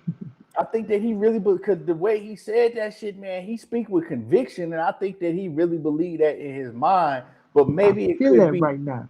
I'm in my prime. I feel it. Like I feel younger than what I used. I went to the fountain of the youth. I walk into the fountain of the youth. I feel that God touched me. I'm anointed. That's what I do. I'm anointed. I think maybe he could be speaking in the fact of he's in his mental prime. Maybe that's what it could be. Maybe he feels that, like, you know what I'm saying, mentally has elevated to a different place than he's ever been. Because that's what it got to be. It couldn't be physically. There ain't no way physically you think that you in your prime still. Not nowhere close to. He not nowhere close to being in his prime physically. He ain't. And you know, I mean, that comes for every fighter. But he talking about he still got about 10 more years left in the game. Yeah, we'll see what he say after this fight over with. Yeah, man, and I'm laughing, but I'm laughing, but I'm not laughing in that type because I rock with Wilder. You know what I'm saying? But it's kind of like, do you think he's still gonna be saying that after he fight Usyk? Hell nah. I went out here, I gave it my best shot, and after this fight, after Usyk hit me with 367 punches and knocked me out in the 8th round, I'm just gonna say, I'm gonna take a break for now. I know I still can do this. I know, my mind tell me one thing, but my body saying another. So I want to thank Turkey for the the $20 million I just made. I want to thank Usyk for giving me a chance. To my brother, I'm coming to steal his other girls, but I'm just gonna take a break. I've been fighting. You gotta understand, I've been fighting, since a kid, man. So my mind say one thing, but I take it. You something wrong with you, dog. Hey, man. Turkey ain't putting on the fight. It's some other countrymen. They putting on like they trying to get like. This ain't Turkey. Nah, bro. They talking about doing it in in the Bay. I think they gonna have like 120, 30-some thousand fans, right? Shit, why they doing it there? To put all them people there. Yeah, they talking about, and it's gonna be like a free event to most people. They talking about doing some big shit. I was like, damn, it's some zillionaire investor that's doing it. God damn, right? You talking about 130 something fans? They gotta be putting that motherfucker somewhere outside, somewhere. Shit. Yeah, and then they talk about streaming it free on like YouTube. Oh, okay. They trying to compete with Netflix, huh? Yeah, so they doing some big shit, man. They talking about they going to they supposed to announce it like next week. Yeah. But yeah, that's what I was saying too, A1. Like maybe he was talking about mentally he's in his prime. You know what I'm saying? Like mentally, he's in his prime because you don't get in your 40s and then you in your physical prime. Yeah, it don't work that way. You know what I'm saying? It don't work that way. Nigga, when I do my workouts, nigga, I gotta warm up now. Nigga, when I was in my prime, when I was shit, nigga, I go in there and just pick up shit, nigga, and just get to going. I can't do that now. I be the tore all type of shit. I gotta get a full, like, you know. But it's like he gotta wake up a little early, huh, Keith? Nigga, I gotta get like for real, bro. I can't do that shit no more. Like, I'm better like on my second and third sets now than I am. I'll struggle on my first set, nigga. But once I get the warm up, then my shit will loosen up. Like, nigga, when I was younger, nigga, I just go in there and pick up shit, nigga, and get to going. Be like, warm up. I don't know what the hell, nigga. Ain't no stretching or none of that. Going. Yeah, nah. You can't do that shit no more. But man, like I said, man, I know we getting ready to watch these football games. We got about like 30 minutes to the start of the game. Everybody put in the chat who y'all got for this first game if y'all watch football. Do y'all got Buffalo Bills or the Denver Broncos? Put in the chat Buffalo or Denver before we wrap it up. I'm put my. I got Denver, bro. I got Denver. I think with Josh Allen, you know, you can never count out Josh Allen. I think with him losing Gabe Davis, you know, and now with Pat Surtain being back in regular form, you know, I think it's gonna be a defensive game. I think it's gonna come down to, you know, who can turn the ball over least. But I just think I love Brandon Cooks. He ain't the same Brandon Cooks. You know, Shahir out there, he gonna do his thing. Kevin Coleman sometime, right? If they can contain James Cook in the backfield, you know, it's gonna come down to, you know, Josh Allen. Keon Coleman. Huh? Keon Coleman, yeah. What I call him? Kevin.